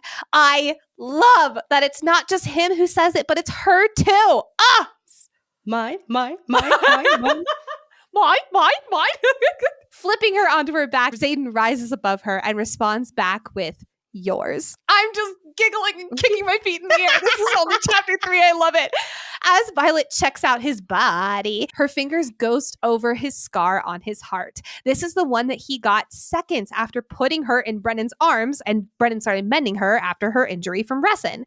This is a scar that says he alone bears responsibility for Violet in Tyrandor. That makes me wonder, is she going to give herself a similar scar to bear the responsibility for Zaden next book? Especially given that at the end of this book, Zaden's assumed to have killed 4 riders, several elders, all their dragons, and stolen 6 eggs. So, like, not a good look. Back to sexy time. I am quoting this entire thing. You cannot stop me. Quote, how do you want me to take you, Violet? Here on your back with me above you, before you on your hands and knees with your ass in the air, against the wall so I can drive harder, astride so you can control the pace. Tell me, good sir! I need to calm down. Zaden continues to use his fingers and riles her up quite quickly. He says, I can feel it. I can feel you. And as his head lowers to hers after staring at her longer than a moment, I think that this is when he stops forgetting, because he can feel the power, the energy, the source within her. Given that Violet is literally wielding power right now, she's about to burst. This is why I think that she would make the ultimate super juice for the Venin to drain. Zaden will say after finger bangity bang is over that if he could just take care of her, hopefully that would be enough for him. But yep, I think you're right. When his eyes flare, he's like, shit, I remember. But he wants to live in the moment and take care of her, hoping it'll be okay from his end. And only when Violet sends the image of them breaking armoires down the bond, more on this in a moment, does Zaden say, fuck love, which, oh my God, I am feral for this man using the word love multiple times in this book. That's favorite pet name, favorite goes to the top of the list. All right, well, I'm sorry to do this, but I have to splash a bucket of cold water on you and everybody and Violet and Zaden, because like we were just saying, the second Violet's power rises, as it tends to do in classic shall I get the wing leader fashion, he feels it and starts to lose control. I'm under the impression that Zaden feels the same call to Violet's power as the power within the ground pulsing beneath him. Violet is power, and it triggers him, calls to him to take. The theme that becoming Venin is represented as an addiction is so strong in this book, and here we see him actively fighting it as he loses control with the woman he loves. Literally, because Zaden Ryerson put his hands on the headboard and not in the way we like it. He channeled without meaning to, draining the wood on the headboard just a teensy tiny bit, leaving 2 faint marks of discoloration where his thumbs had been. Not gonna lie, this was startling to see in chapter 4. But also, I'm not surprised that he accidentally channeled while being intimate with Violet. Now more than ever, he needs to be in complete control of himself.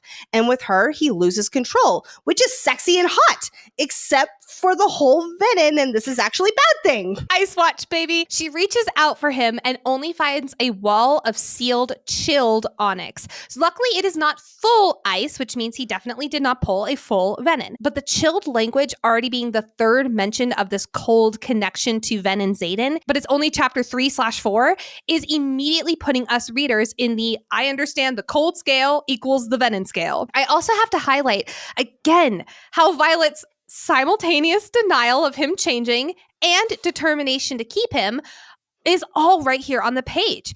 Zaden is distressed and totally freaked out that he lost control in this manner. And Violet is smiling and saying how, Zaden, you just did us a favor. You can touch me and it's totally fine. I'll come give you a blowjob and show you just how fine it's going to be. When she sees that he did channel, she shakes her head and immediately says, quote, "That's nothing. It's barely there." She is determined to make him feel that nothing is different. And I'll give her that. But there's the I'm not going to live in reality aspect of this for right now. This is all just for right now. Yeah. On the bright side, Zaden locked it down pretty quickly and he regained his control again, showing that while it is a slippery slope, he's still very aware and doing the best that he can. And while he didn't feel himself take anything, there is just, again, that tiny bit of drainage from the wood, the life, which equates to magic, within the wood. But at least his eyes aren't red. So that's very good. Now we know that it is possible to channel a teeny tiny bit and not impact your eyes or even make you feel anything.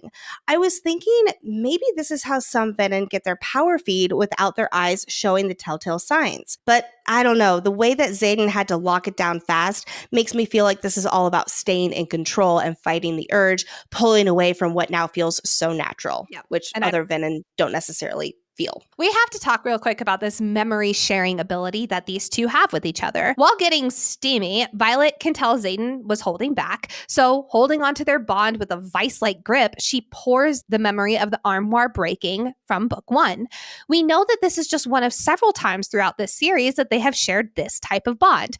And to be quite honest, I never really thought anything of it because sharing memories just seemed kind of natural until this line from chapter 4. Quote, "I'm not sure how I even did it. Is the thought sharing an intrinsic thing or a bond thing? It's happened more than once with us." This right here tells me that there's way more than just what's on the page bond between them.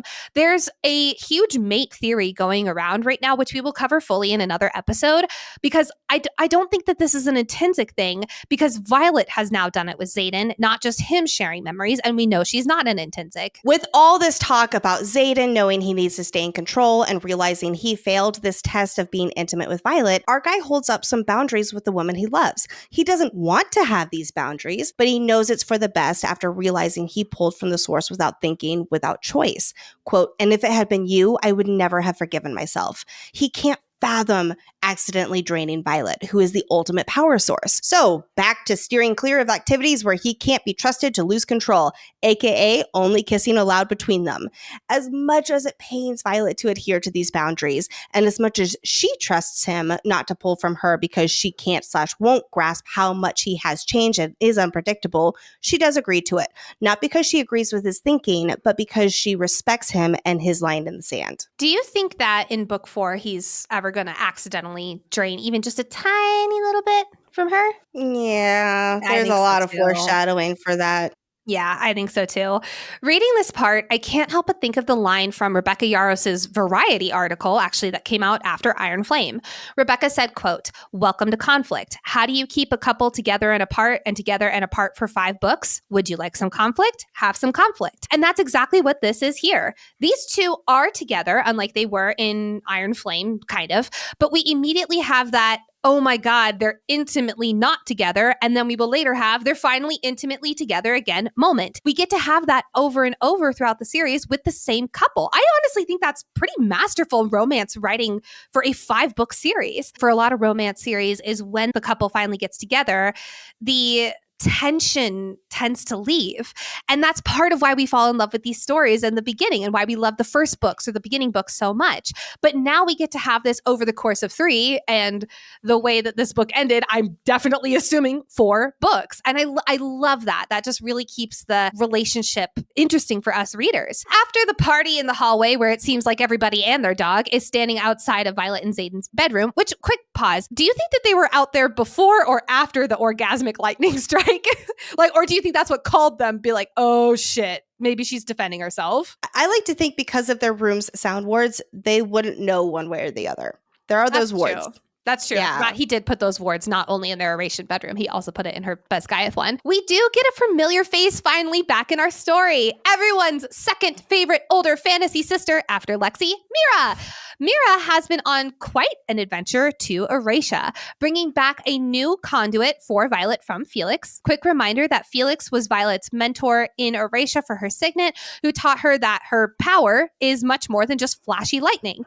He specifically is teaching her small, precise strikes that she can wield more controllably. And her conduit is instrumental in helping her control all that power. Then Mera pulls out a wooden runed practice disc. I need rune for dummies. Professor Lexi, can you take the mic for really quick? Because I have no idea how this works. I will do my best to explain what the hell Mera has accomplished.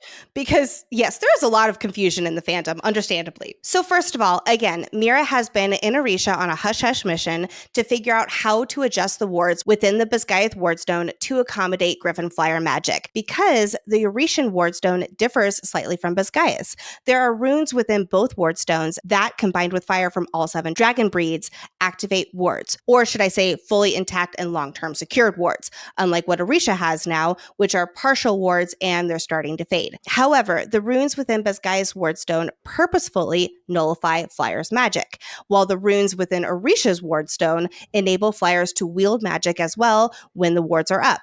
As we learn from Lyra's journal entry, chapter 7 epigraph, quote, "All who channel from dragon and griffin alike should flourish under the wards, and now Erasia will have that haven should one of the others ever return." And when we get to the Basgiath wardstone, there's, quote, "the top line of runes differentiating Navarre's wardstone from Erasia's." So, back to Mera. Her goal has been to figure out how to nullify a rune without altering the other runes also tempered into the material. She and Trissa, the cadet's runes professor and an Erasia assembly member, managed to alter the material the rune is tempered into without destroying it, and therefore all the other runes also tempered into the material. So in this example right now, with the wooded runed practice disc, there are 3 runes tempered into it, 1 for levitation in the middle, then 2 that are overlapping, sound shield and warmth. The wooden material has been altered with a growing plant cutting through the line that makes the warmth rune.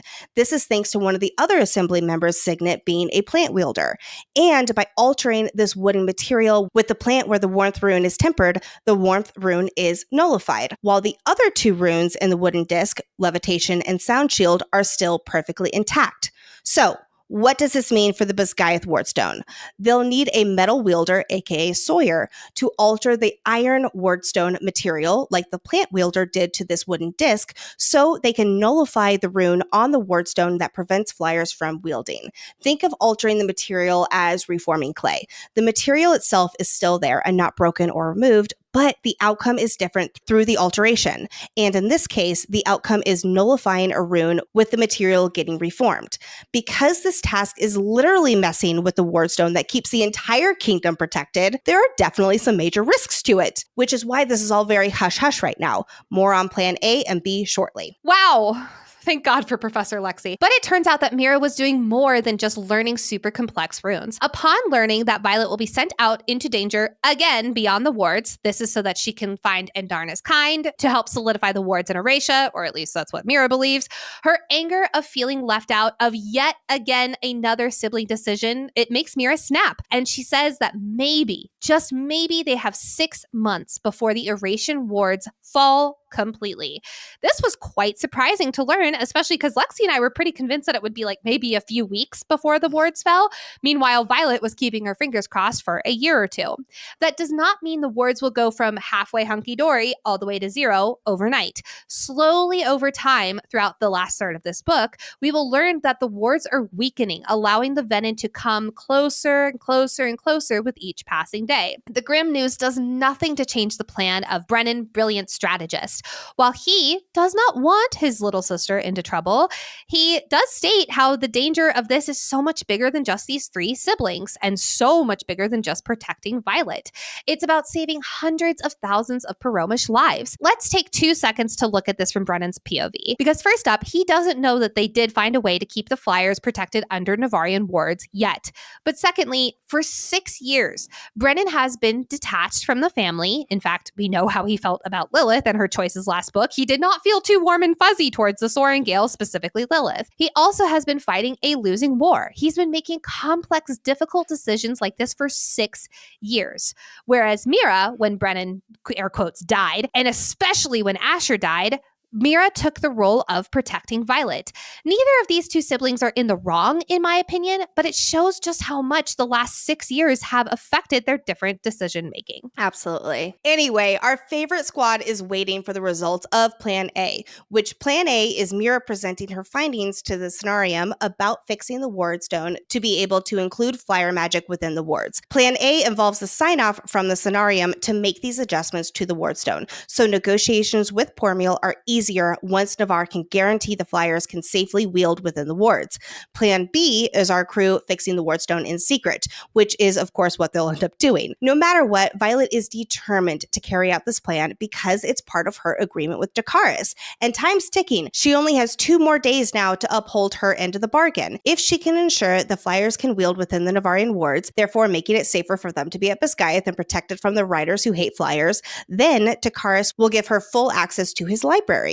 Full access to his library means access to everything Pormiel knows about Venin, which is quite a bit. And that translates to a higher probability of learning about a potential cure for Zaden. So, bottom line, if Violet can make sure the Flyers are protected and able to wield within Navarre's wards, then she has way higher chances to gaining knowledge to curing Venin, aka saving Zaden.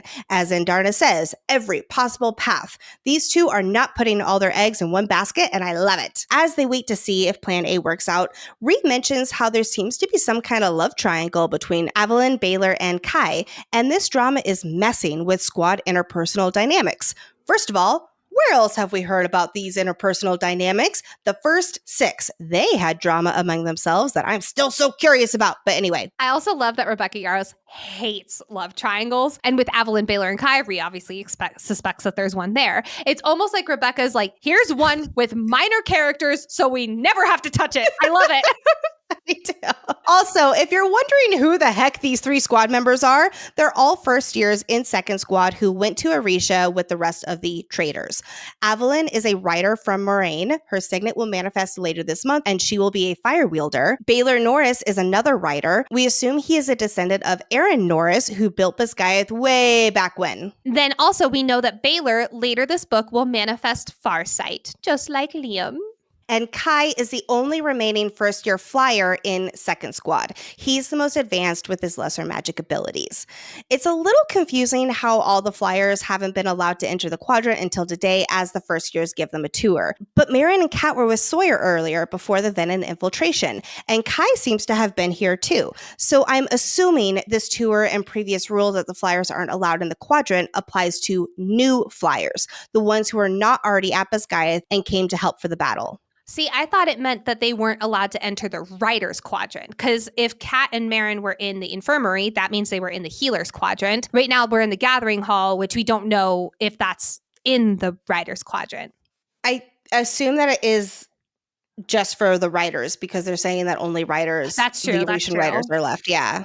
So maybe Kat and Marin were able to be in the infirmary because they were in the healer quadrant, not the writer's quadrant. But now with the getting the tour and all that kind of stuff, now flyers are allowed to enter. But what's this? A rider runs into the Great Hall over to First Wing. And just like a massive game of telephone, the hall's voices grow louder and louder with all the gossipers until they leave, leaving only Oration cadets remaining inside. That's not a good sign. But Baylor to the rescue! He comes running inside with Sloan, Liam's little sister, and we're finally let in on what the fuck is happening.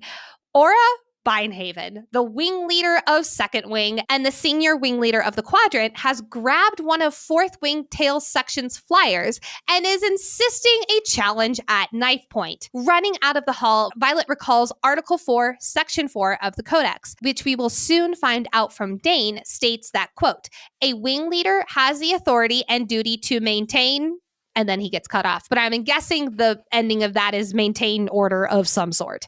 That's my guess. I just did a search and we have not seen this particular. I did the same search. Yeah.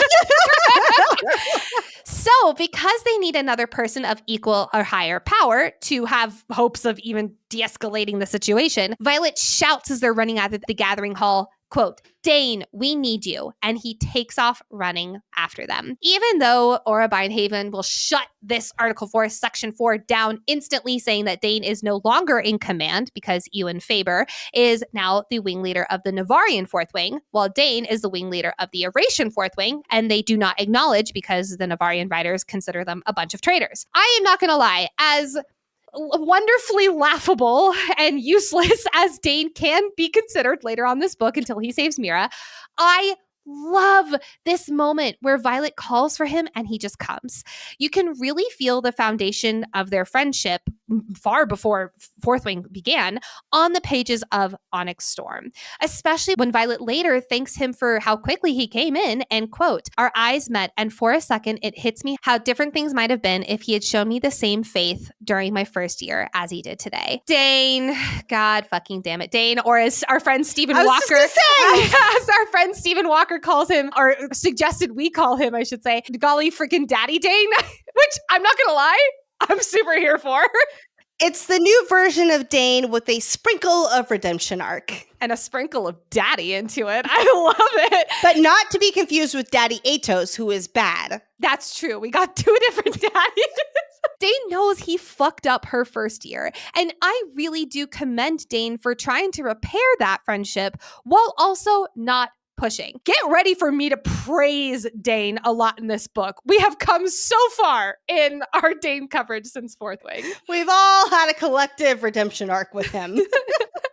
Out in the courtyard, it is absolute mayhem. There is a clear division with half of the riders being loyal to Navarre, aka they did not leave during the end of part 1 in Iron Flame. Whether by their own choice or their dragons made the choice for them. Remember when the Resin memory was shared to convince people, not everybody received the memory because their dragons did not want them to get it. And so their dragons made the choice for them.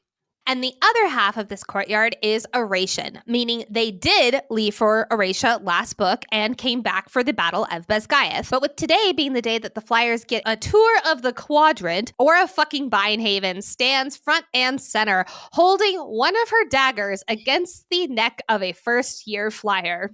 Great girl, Aura Binehaven. Over these past 2 weeks, Violet notes that, quote, Commons and the Gathering Hall are congested with aimless, worried, agitated cadets hoping to survive the next patrol and looking to take their frustrations out on someone else. Like I said earlier, they are trained killing machines and they don't have a purpose beyond patrols right now. Remember how Violet said to Ree and Iron Flame, quote, we are the weapons and this place is the stone they use to sharpen us. These cadets are in the dark about what's going on beyond Basgiath, which feeds into this agitation. And there's no leadership to help them with all these pent-up emotions, resulting in a tinderbox here. Basically, it's Lord of the Flies. In these chapters, we're also getting a lot of show don't tell with how tense things are. Like how Violet and co are always having to keep their backs to the walls to prevent getting snuck up on. We saw this in Iron Flame as an extra precaution against the assassination attempts. And it's such a strong way of illustrating the constant danger they are in and how they're very aware of it. The majority majority of the first section of this book is the tension between the Oration writers versus the Navarian writers. It is easy, because we're in Violet's POV, to look at this from just the Oration writer mindset and think the worst of the Navarian writers, especially given how unhinged Aura fucking Bindhaven is acting in this scene. But just for a moment, I do want to do apparently what I'm doing all the time in this episode, and that is look from this from both sides. First up, let's look at the Oration writers, though.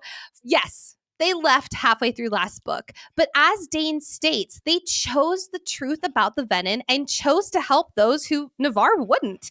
And even though they were pissed at Navarre for keeping the secret and not helping those in Port-Emil, they came back to fight and protect Basgiath at the end of the book. Even the Flyers, who have the most reason to hate the Navarians and Basgiath, who can't even use their powers inside the wards, they still came back to help the wounded during the battle. So it makes sense that they're like, you fucking assholes, we saved you. But now let's look at the Navarian, because they believe that the only reason they were attacked by Venin in the first place is because they weren't at full strength. And it's only because half the riders left that was what allowed the Venin to get in and break down the wards in the first place. I will personally argue that this actually runs a lot deeper than just the choices the Oration writers made last book. In order to look fully at the Navarian side POV, we have to look at how the Navarian cadets were also raised. These are people who were trained to kill the weakest link in their wing.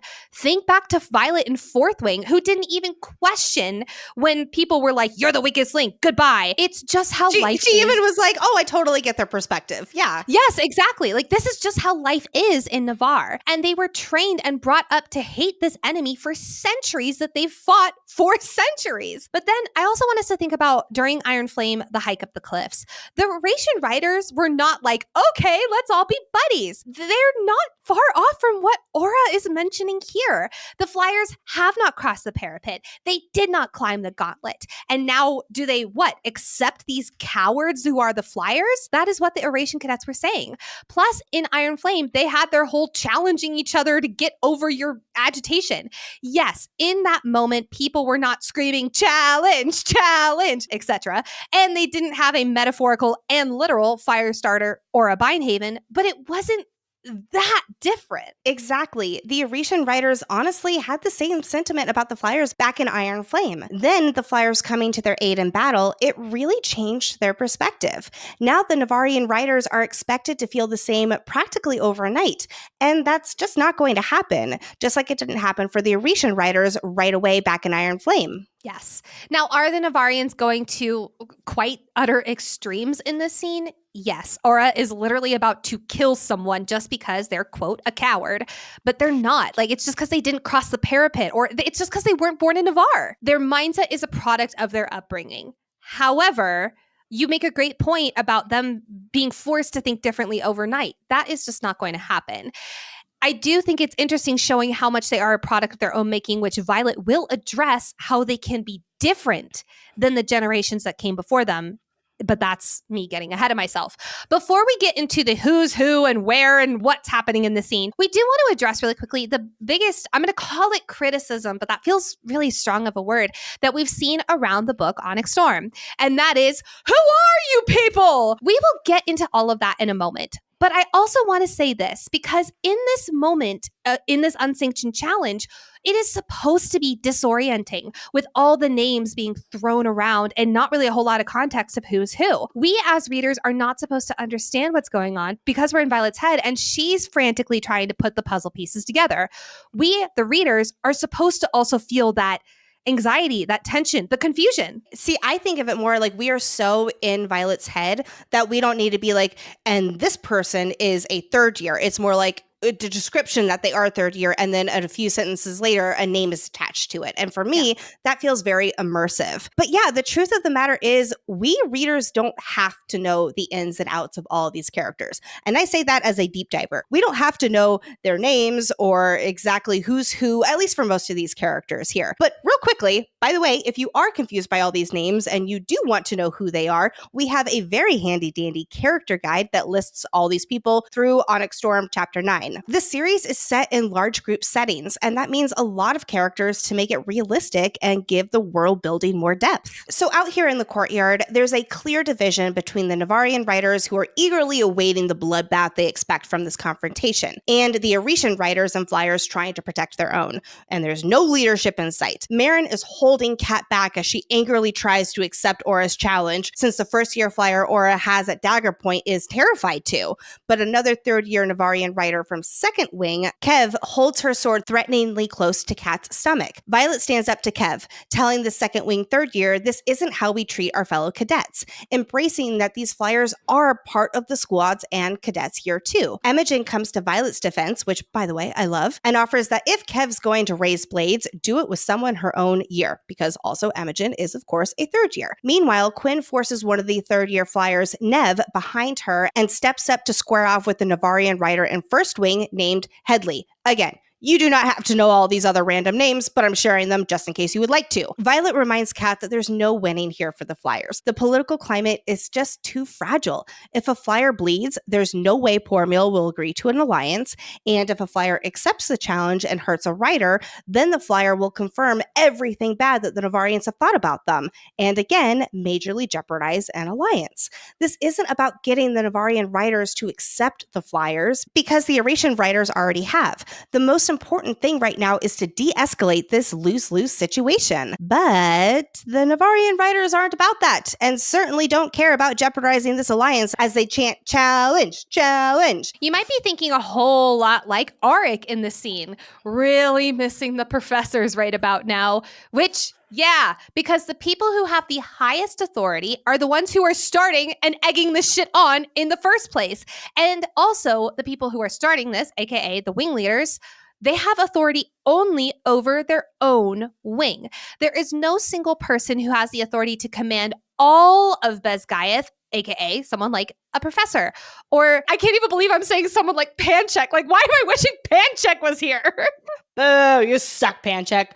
I will say, I think technically Aura is the one in command of everybody because she is the senior wing leader of the quadrant. But I take that as she has final say over the other wing leaders, but not over everyone in the quadrant. Good like, point, for instance, like if the wing leaders are all making a decision, she would have final say, but she doesn't command someone in fourth wing. So when Aura offers to accept another for the challenge or watch this first-year flyer die, then taunts that the Venin only attacked because they knew Basgiath wasn't at full strength because half the cadets and writers turned traitor. Ultimately, it's Dane who steps up as a leader with a speech that doesn't quite do it.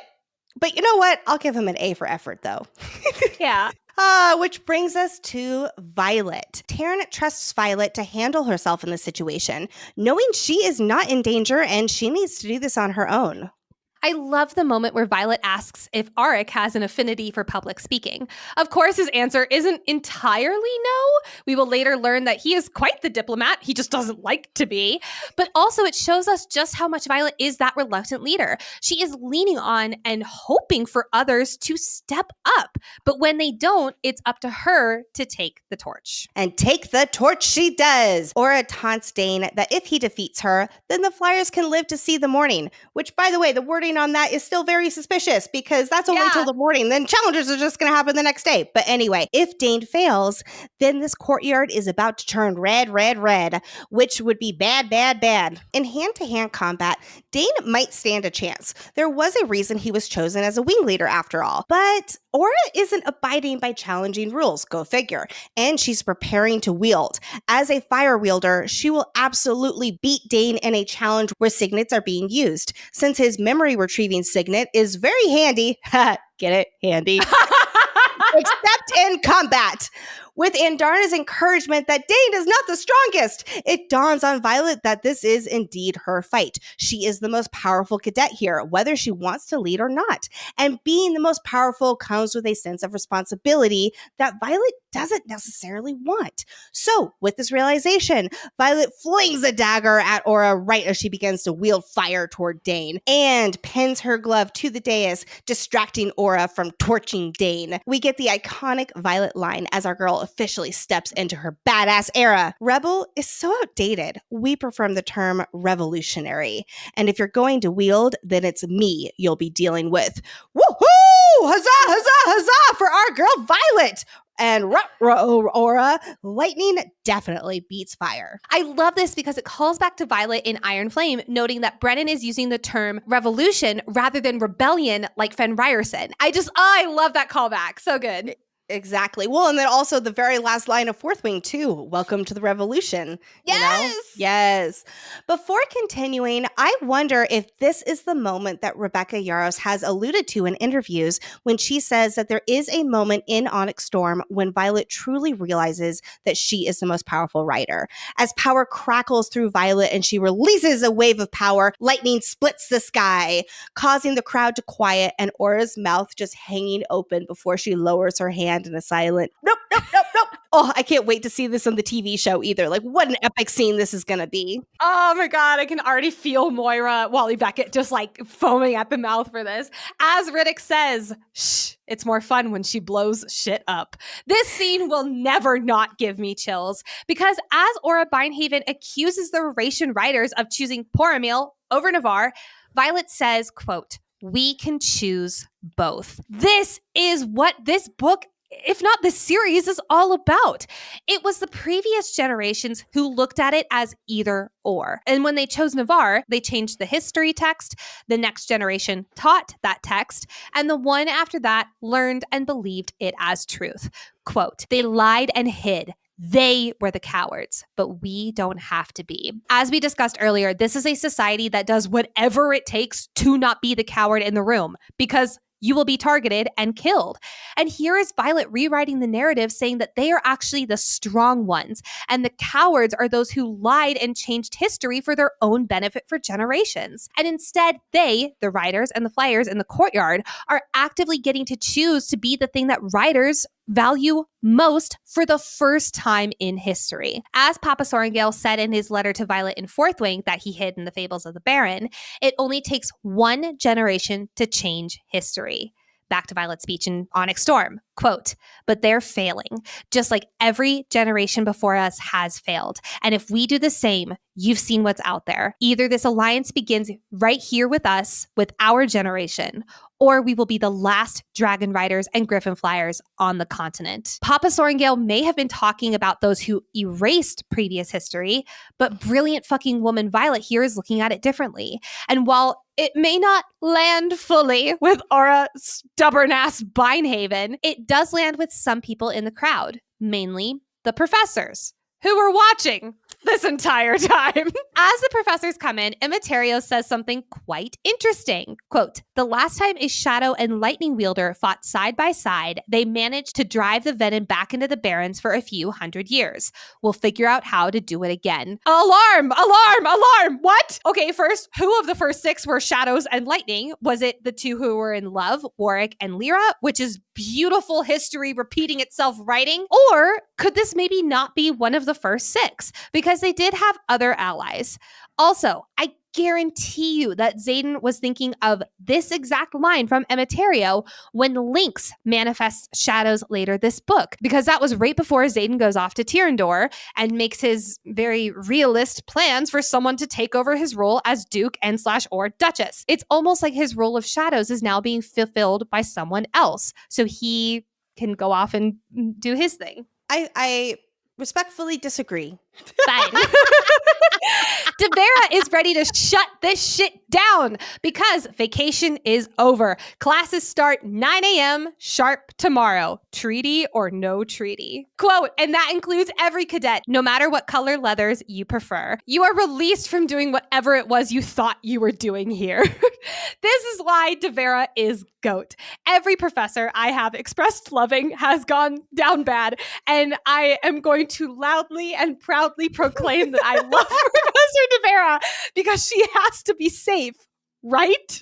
I don't know if she'll make it out of the series, but yes, I think that she is safe in which she will not be a bad guy. She's been my favorite since the beginning. She gives major Professor McGonagall energy. Yes, agreed. Also, what a flex, Lex. So after all this, where thankfully no one died, all in due time, Aura, we meet up with Llewellyn, Brennan, Mera, and Zaden, who's ready for more politics. And we learn that the two kingdoms have reached terms for the right to stay. Huzzah! But we've a new arrival that is complicating matters. The Prince of Douche Canoes, Halden, who is apparently coming with the task force because a royal capable of speaking for Navarre is needed for where they're traveling. This actually brings me to a question because Violet dated Halden when she was 18 and they dated for under a year. So did Brennan know about Halden? I don't think so. I don't think he does. So he's just like, yeah, like the Halden's come, or I mean, Arik brings it up first, but Arik's like, oh shit, girl, I'm so sorry. And Brennan's like, here's the information. And I'm just like, oh, Brennan, you were dead during this time.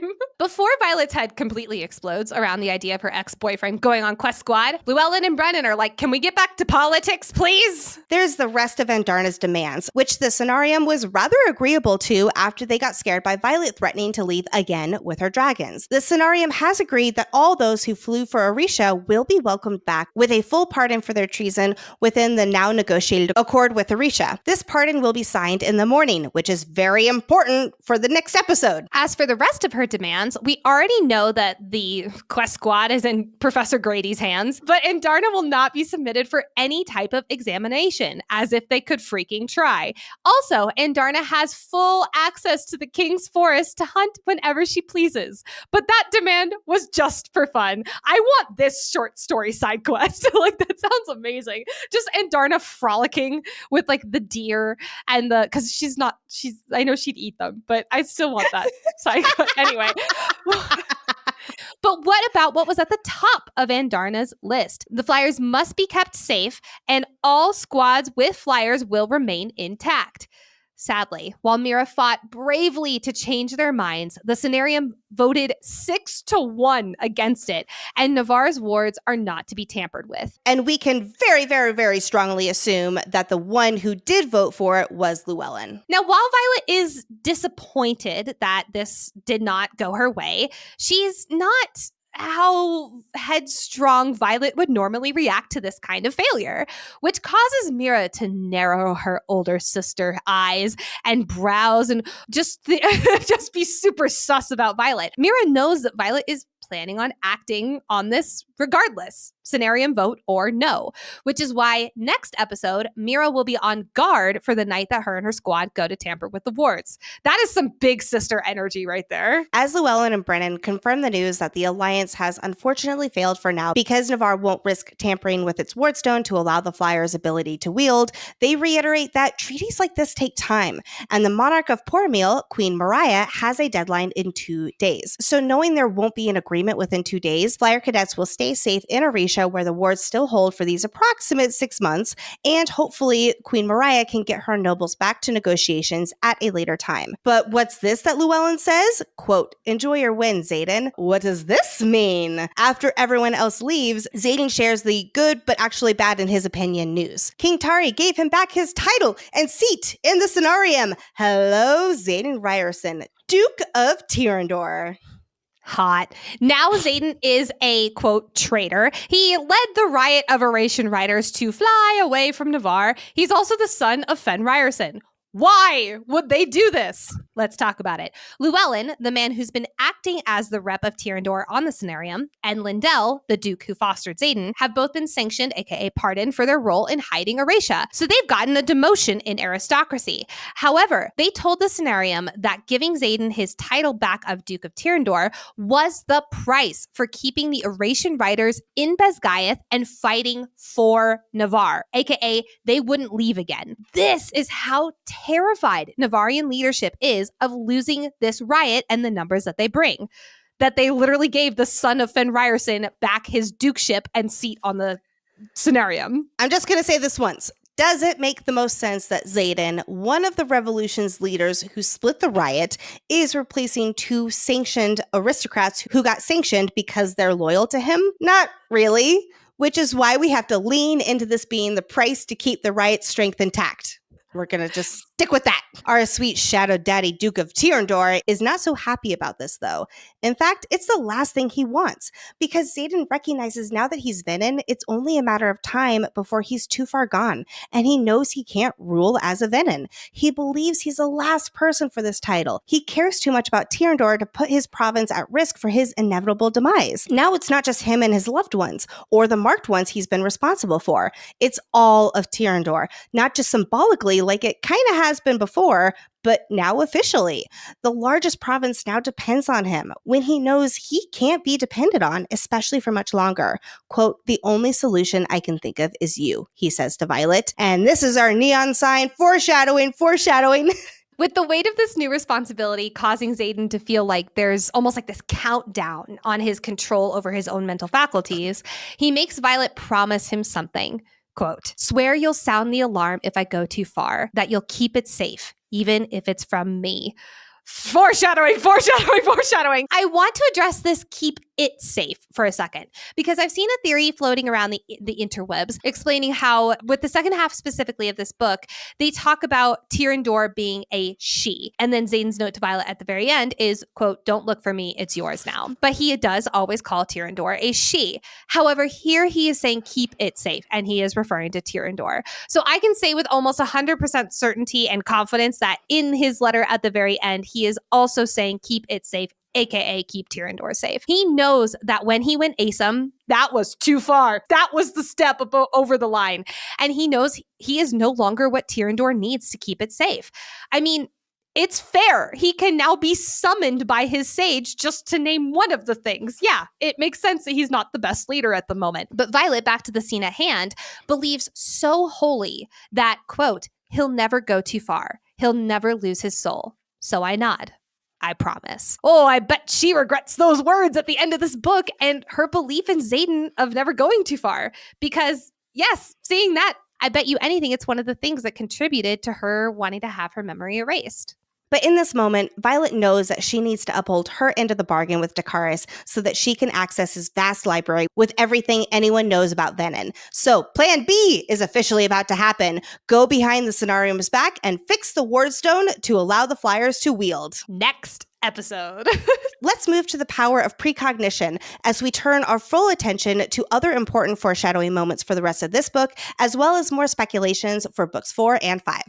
And Darna tells Violet, quote, "You can grieve," meaning her mother. And Violet basically says, no, I'm not going to. This line is exactly what Violet will say to Andarna when the Irids reject Andarna later this book, to which Andarna will retort back that Violet didn't grieve, Tarn doesn't either. And Violet replies, "I'm getting there." Look at that character growth. Violet thinks how Mera will kill Zaden if she finds out about him being Venin, which isn't far off. She will attempt to pull a dagger on him. And if it weren't for Violet, talking her down, I think there would have been a Zaden Mera face-off for sure. Violet thinks that the sacrifice that Zaden made during the Battle of Basgiath and how he killed, quote, the sage, their general, which is just mocking us, I think that's just mocking us. Spoiler alert, he ain't dead. And also, what the fuck is his rank? Well, he's a sage, I know, but I'm still confused. Yes, so he's a sage, but he's not a maven.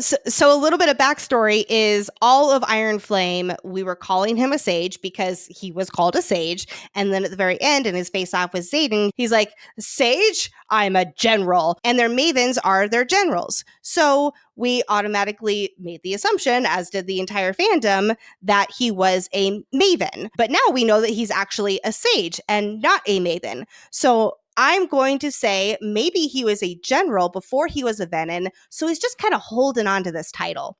Violet says Mera doesn't know how to fail, and I know she didn't die this book, thank goodness, but I'm still very concerned for her and that this is foreshadowing that she will somehow, someway fail, as much as I don't want to even put that out there. Violet says to Imogen, quote, "Even in the moments he's lost control, he's never hurt me. He never will." Well, later this book, when Violet and Riddick talk about what is the line, we know that this is it, him hurting her. And while we don't know what happened in those 12 hours, we can strongly assume that she was hurt emotionally. And so that never will is not really holding very strong.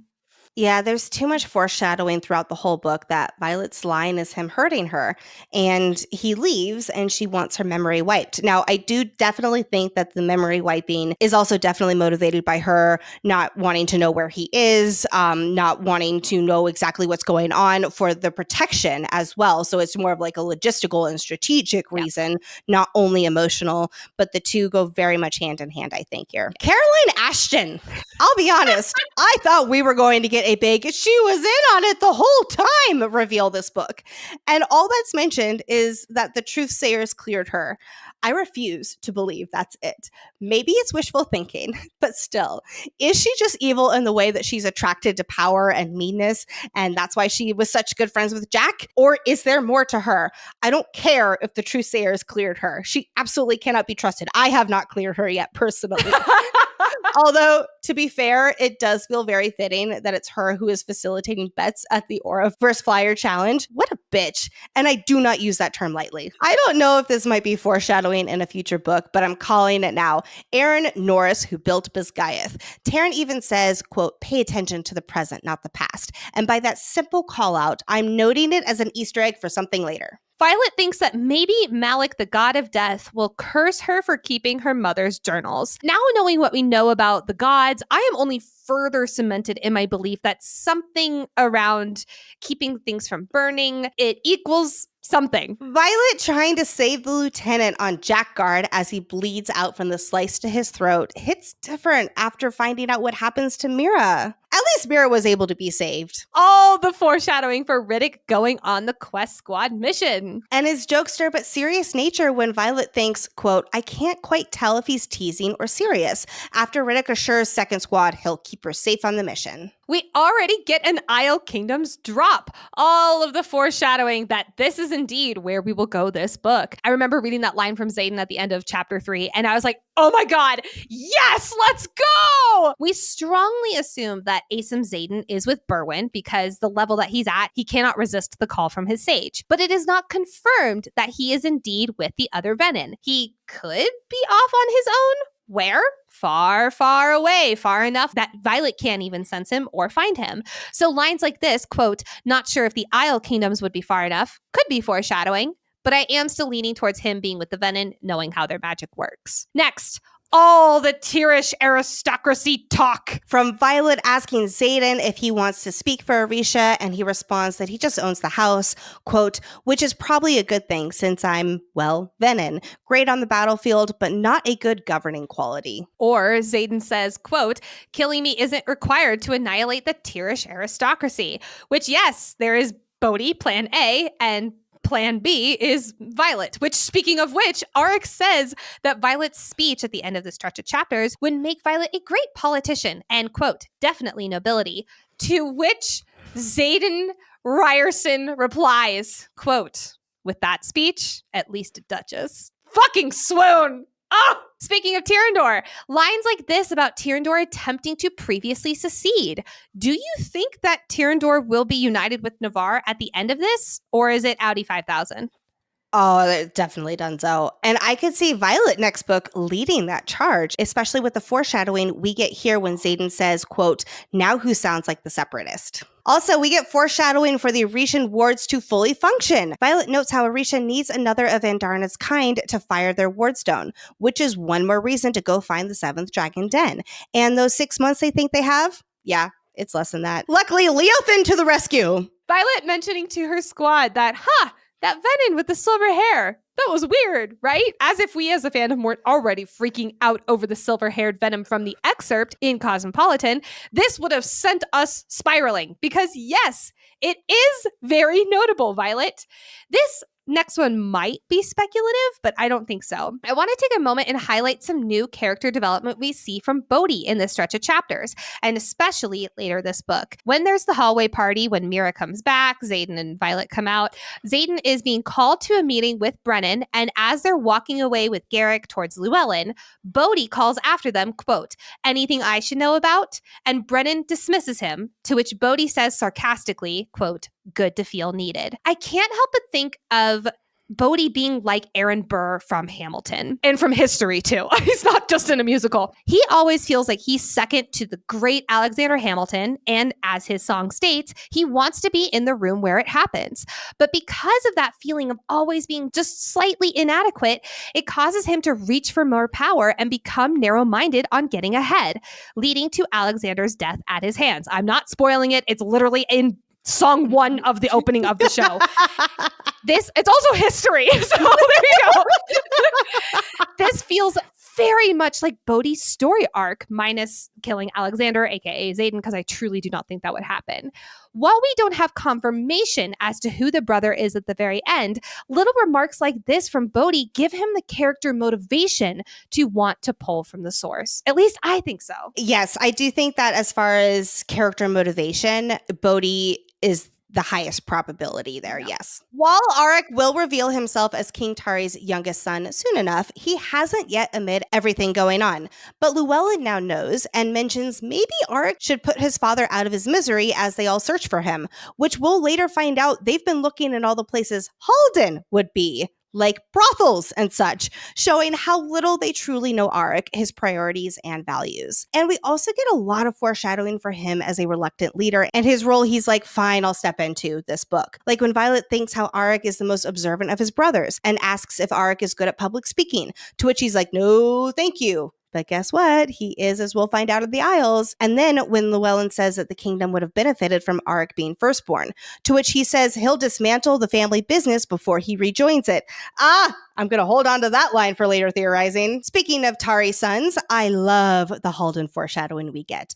Auric shooting Violet a knowing look when the oldest prince is mentioned, or Mera studying Zaden and Violet intently, and my personal favorite, when Taryn uses Halden. At this point of the book, when we were reading it for the first time, it's like, oh my god, they are exes! And also, I just love being back with our favorite curmudgeon of a dragon. We have donned our signets. So now let's tap into our mind of a scribe and examine the meaning of key epigraphs from this stretch of chapters. Or I guess key epigraph, because we really only have one this stretch. But don't worry, it's long enough for it to be all of them. Chapter 2's epigraph. And I'm sorry, I just have to quote the whole damn thing from A Study on Signets by Major Dalton Cisneros.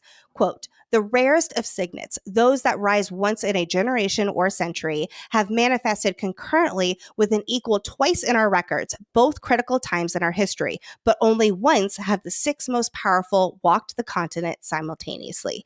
As fascinating as that spectacle must have been, I would rather not live to see it happen again." Okay, it is especially interesting that this is the epigraph for Chapter 2, where we see Second Squad and Zaden in their badassery when the Venin infiltrate. So let's break this down. The rarest signets are defined as showing up once in a generation or a century. Which rare signets do we know from the series so far? Rhee's ability to summon, because from Fourth Wing Chapter 23, Violet says, quote, "I haven't read about a signet power like that in a century." Of course, we have Violet as a lightning wielder, where it's mentioned multiple times in the series that she is the first writer with a signet in more than a century. Garrick, who we'll soon find out is a distance wielder, can't wait for next episode with that. Zaden says in Iron Flame Chapter 56, quote, "There hasn't been a distance wielder in centuries," which, I love you, Zaden, but you liar, pants on fire, you know about Garrick. The point still stands, though. I think it's safe to say Auric's true precognition signet falls under this once-in-a-generation rare signet too, considering precognition isn't supposed to even be a thing, at least according to Jack fucking Barlow. And how esteemed and powerful Melgren's signet of battle foresight is, from Fourth Wing Chapter 3, Violet says, quote, "Melgren's dragon gives him the signet ability to see a battle's outcome before it happens. There's no beating that." And now we have Auric, who has true precognition, where battle foresight seems to be just one aspect of his signet. I'm also going to add Zaden's shadow wielding to this list, though it's not specified. He is the first in his generation with the signet, and Lynx will get the signet too, which we'll explore what that means when the time comes. But in Fourth Wing Chapter 7, Violet thinks, quote, "Shadow wielders are incredibly rare." And in Onyx Storm Chapter 6, we learn from Amateraio that, quote, "The last time a shadow and lightning wielder fought side by side, died, they managed to drive the Venin back to the Barrens for a few hundred years. Which brings me to the next part of this epigraph that describes how two of these rare signets have, quote, manifested concurrently with an equal twice in our records, both critical times in our history, but only once have the six most powerful walked the continent simultaneously. While I don't think it's outright confirmed, we can highly assume two of these first six were a lightning and shadow wielder, based on what Emetario said. However, I love the part about manifested concurrently with an equal. I can't help but think how magic likes all things in balance, and it's like the magic of this world, or the gods, know what signets are needed for this point in time to bring balance to the world, like Violet with her lightning wielding, and Zaden with his shadows as the next big war with the Venin breaks out. It makes me very curious about the last time this happened, since there seems to be only one other time two other rare and powerful complementing signets existed after the Great War. Maybe it was during the Second Crowfoot Uprising! You all, I'm so excited for that episode, but we're not there yet.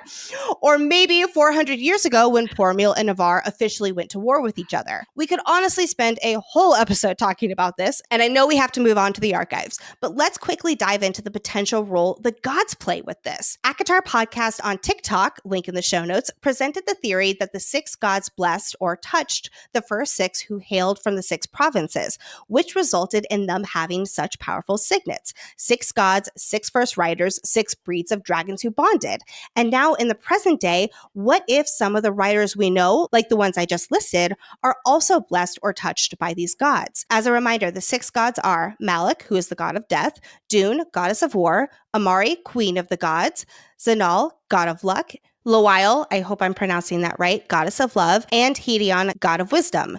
This theory continues with pairing our present-day powerful riders with each god. So we have Violet and Dune because of her partial dedication to Dune and how she was seemingly able to wield lightning on Dune's Isle of Umbriel. And then there's Zaden and Loial. There's the chapter 49 epigraph that says, quote, while most deities allow temple attendants to choose their timeline of service, only two require a lifetime of dedication, Dune and Loial. For both love and war, change souls irrevocably. This is pretty self-explanatory. Zaden is steadfast in his lifelong love for Violet and says she owns his soul. Then we have Riddick and Zanal. While I didn't include Riddick on my rare signets list, there's a lot of evidence that Zanal is with him throughout this book. And you know what? He is a very powerful ice wielder too. Then for Malak, we have either Mera, Brennan, or Sloan. So the argument for each of them are Mera literally escaped Malak, and it was like Malak listened to Violet when she said Malak can't take her sister.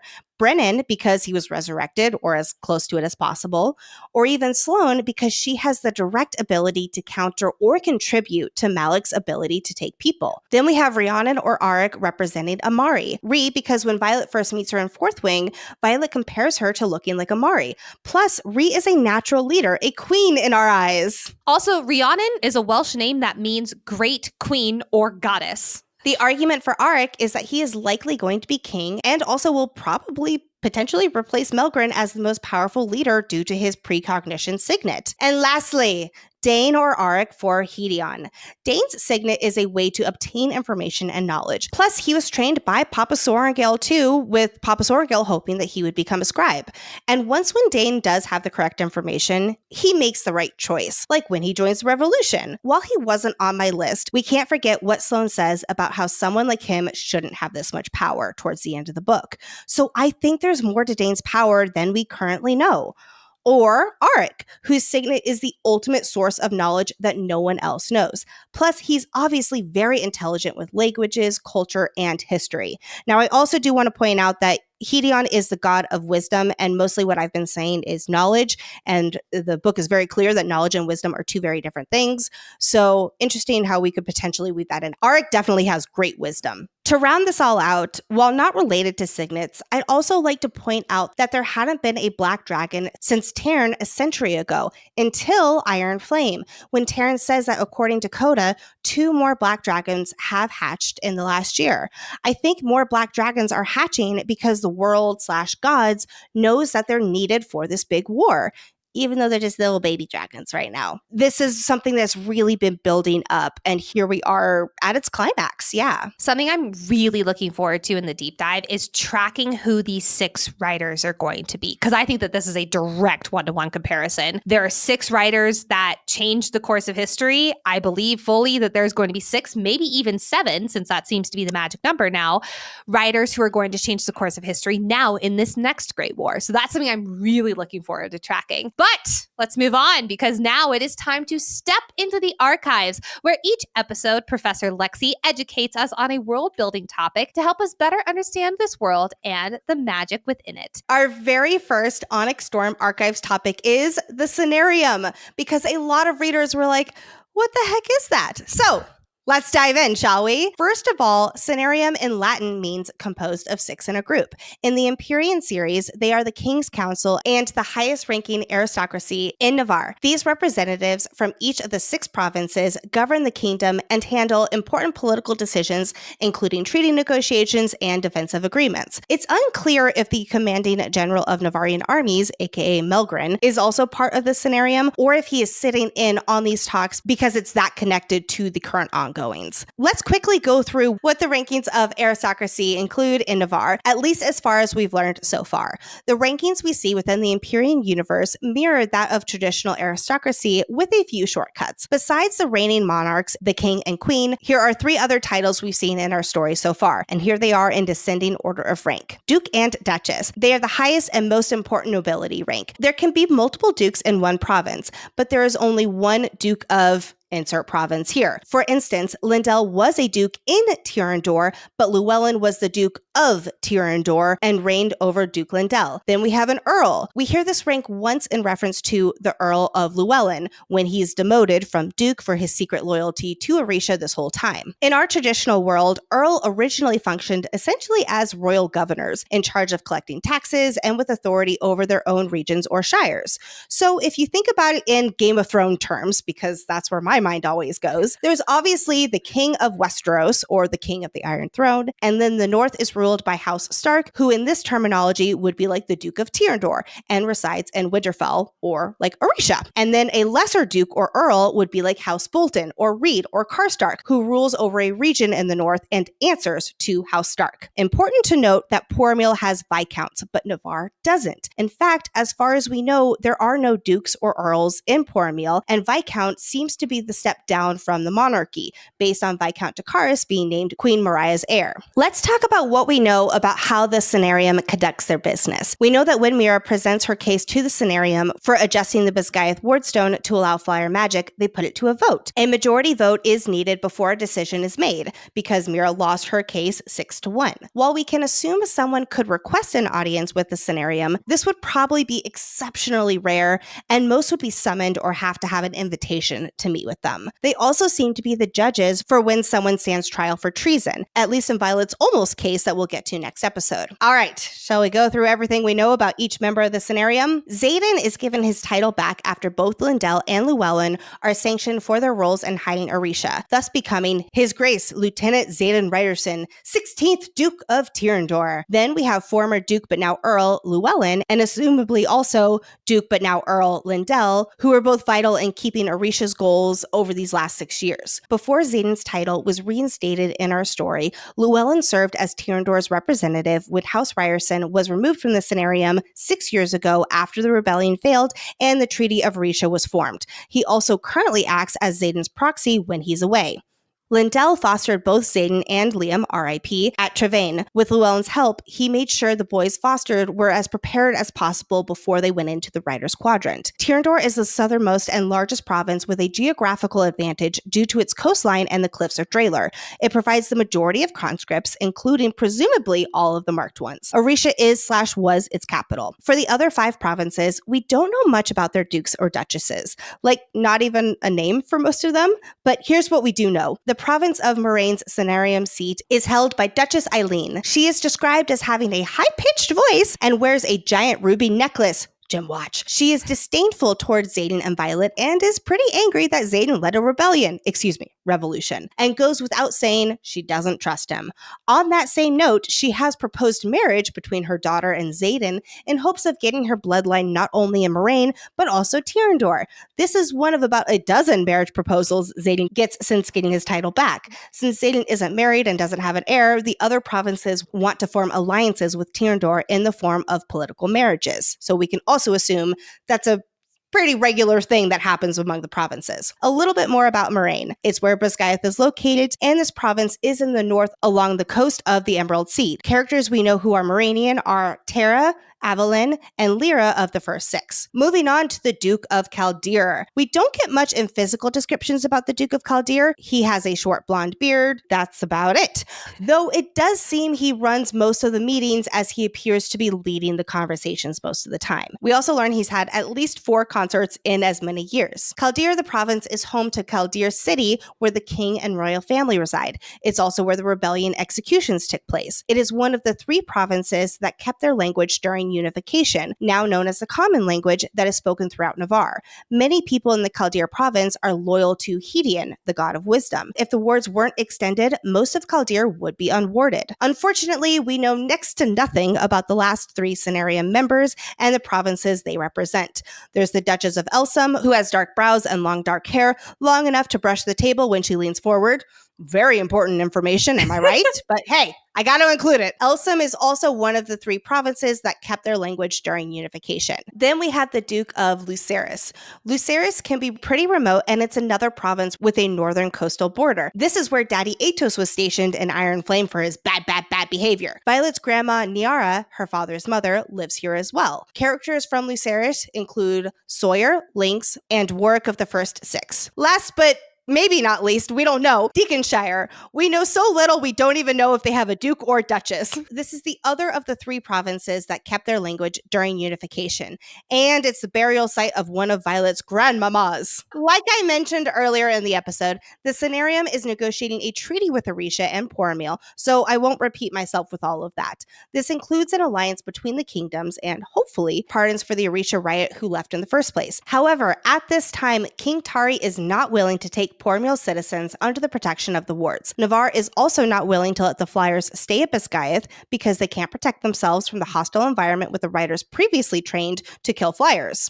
So without anything to gain from an alliance, Poromil is threatening to walk. Their only incentives for this alliance are weapons and keeping their people safe. And if Navarre can't promise that deal, then why shouldn't Poromil keep attacking Navarre outposts to obtain alloy-hilted daggers for their own defenses? Signetson is especially ready to walk. The only things everyone can agree on right now is that Flyers will be allowed to tour the quadrant with their squad's first-year riders. Remember, these are the combined rider and flyer squads from Orisha back in Iron Flame Part 2. And the other thing they can agree on is the task force to find Andarna's kind. This is in Poromil's interest too, because Queen Mariah hopes that the 7th Dragon Den might know how to defeat the Venin given the age of Andarna's egg. So I'm assuming they don't know about how she can roast the Venin. These negotiations are wearing on all involved, as we've seen from Brennan and Llewellyn, which, yes, Brennan is part of these negotiations, not because he's with the scenarium, but because he is part of the representation for the Orisha Assembly, like Zaden, here at Basgiath, and he is the translator/middleman between Poromil and Navarre. So, step 1 to making any progress in these negotiations, help ensure the Flyers can wield within the functioning Navarrian wards so they can protect themselves at Basgiath.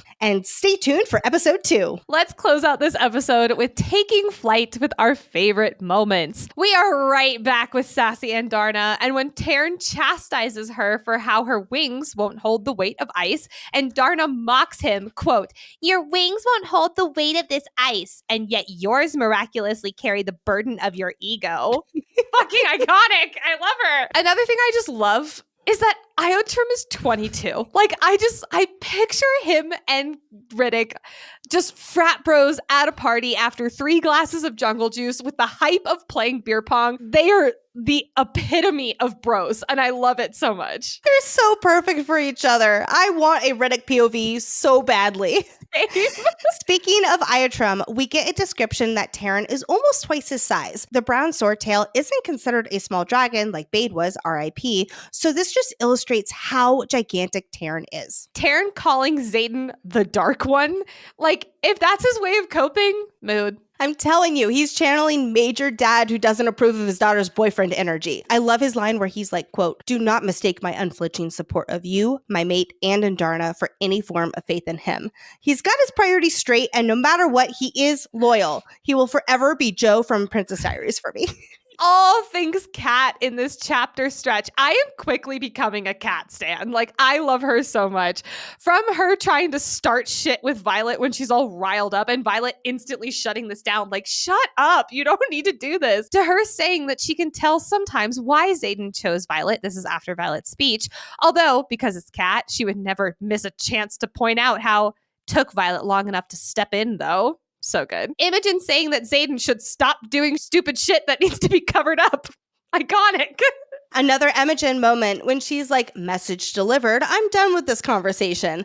It's such a callback to Iron Flame and true to Imogen's nature. They're co-conspirators with a vested interest in keeping each other alive, as Imogen put it in Iron Flame. But let's be honest, Imogen, you're friends with Violet whether you admit it or not. We get some very swoony Zaden Ryerson moments when Violet falls asleep reading and he bookmarks her spot with a dagger.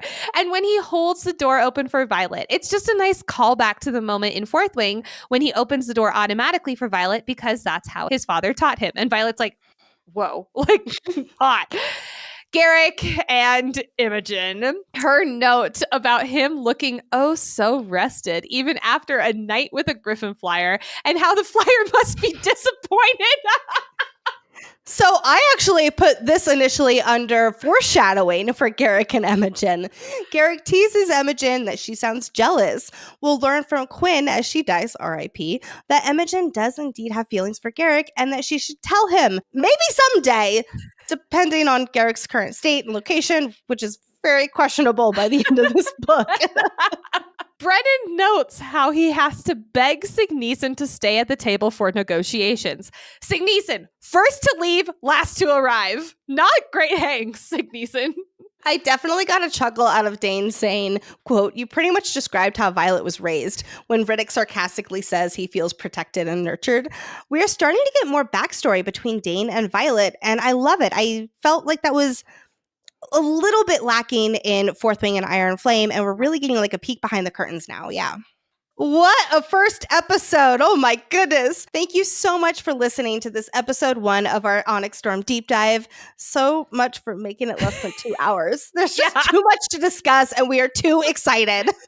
We will see you all again for next Monday's episode 2, where we are covering chapters 7 through 12. We cannot wait to talk about Garrick's second signet and the introduction of my favorite character, Theophany. I'm so excited. Also, in case you don't know, our next book series that we are covering after Onyx Storm is the Kindred's Curse saga by Penn Cole, starting with book 1, Spark of the Everflame, in April 2025. Links to get the books are in the show notes, and it's also a phenomenal audiobook. We love to give the biggest warm welcome to our newest Iron Squad members. Thank you so much for joining Joanna H., Christine L., Jenna G., Lisa U., Tori, Amber H., Kelsey T., Elizabeth, Alicia K., Jamie C., Iris D., Ashley G., Jen A., Chelsea, Lulu Erica, Nicole K., Corey P., Megan, Celia Y., Cassandra W., Danielle R., Allison, Sarah Beth M.,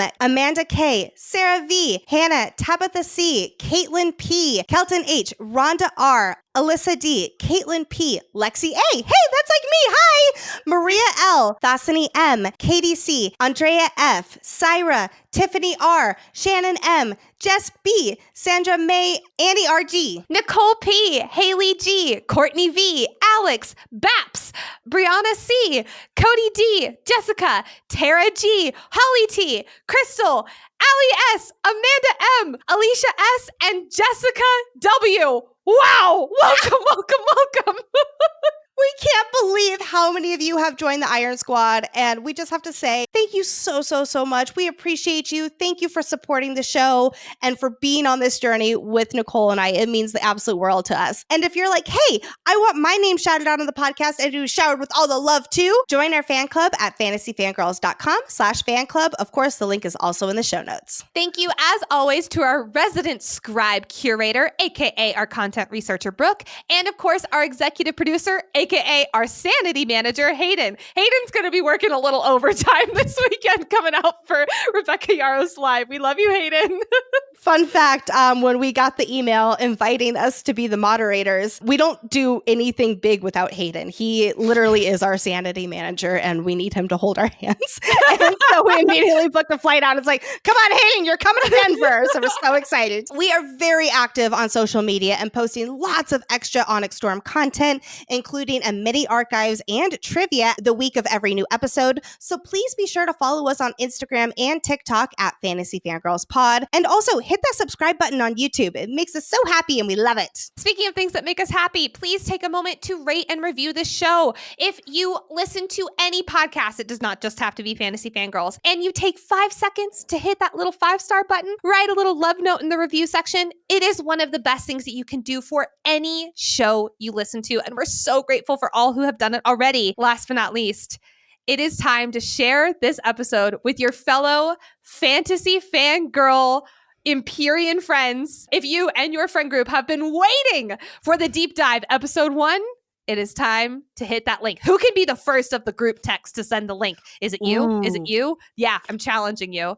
Or if your friends are super confused and you've listened to this episode, give them this episode because you can be like, hey, here's a way for you not to be so confused. Here you go. Hey! Thank you so much, everyone. We appreciate you, and we can't wait to keep on this journey. Bye! Shadow sneaking with Zaden Shadow sneaking. Like an ASM, like blow on the blow the ASM is what I almost said. Well, that might be book 4.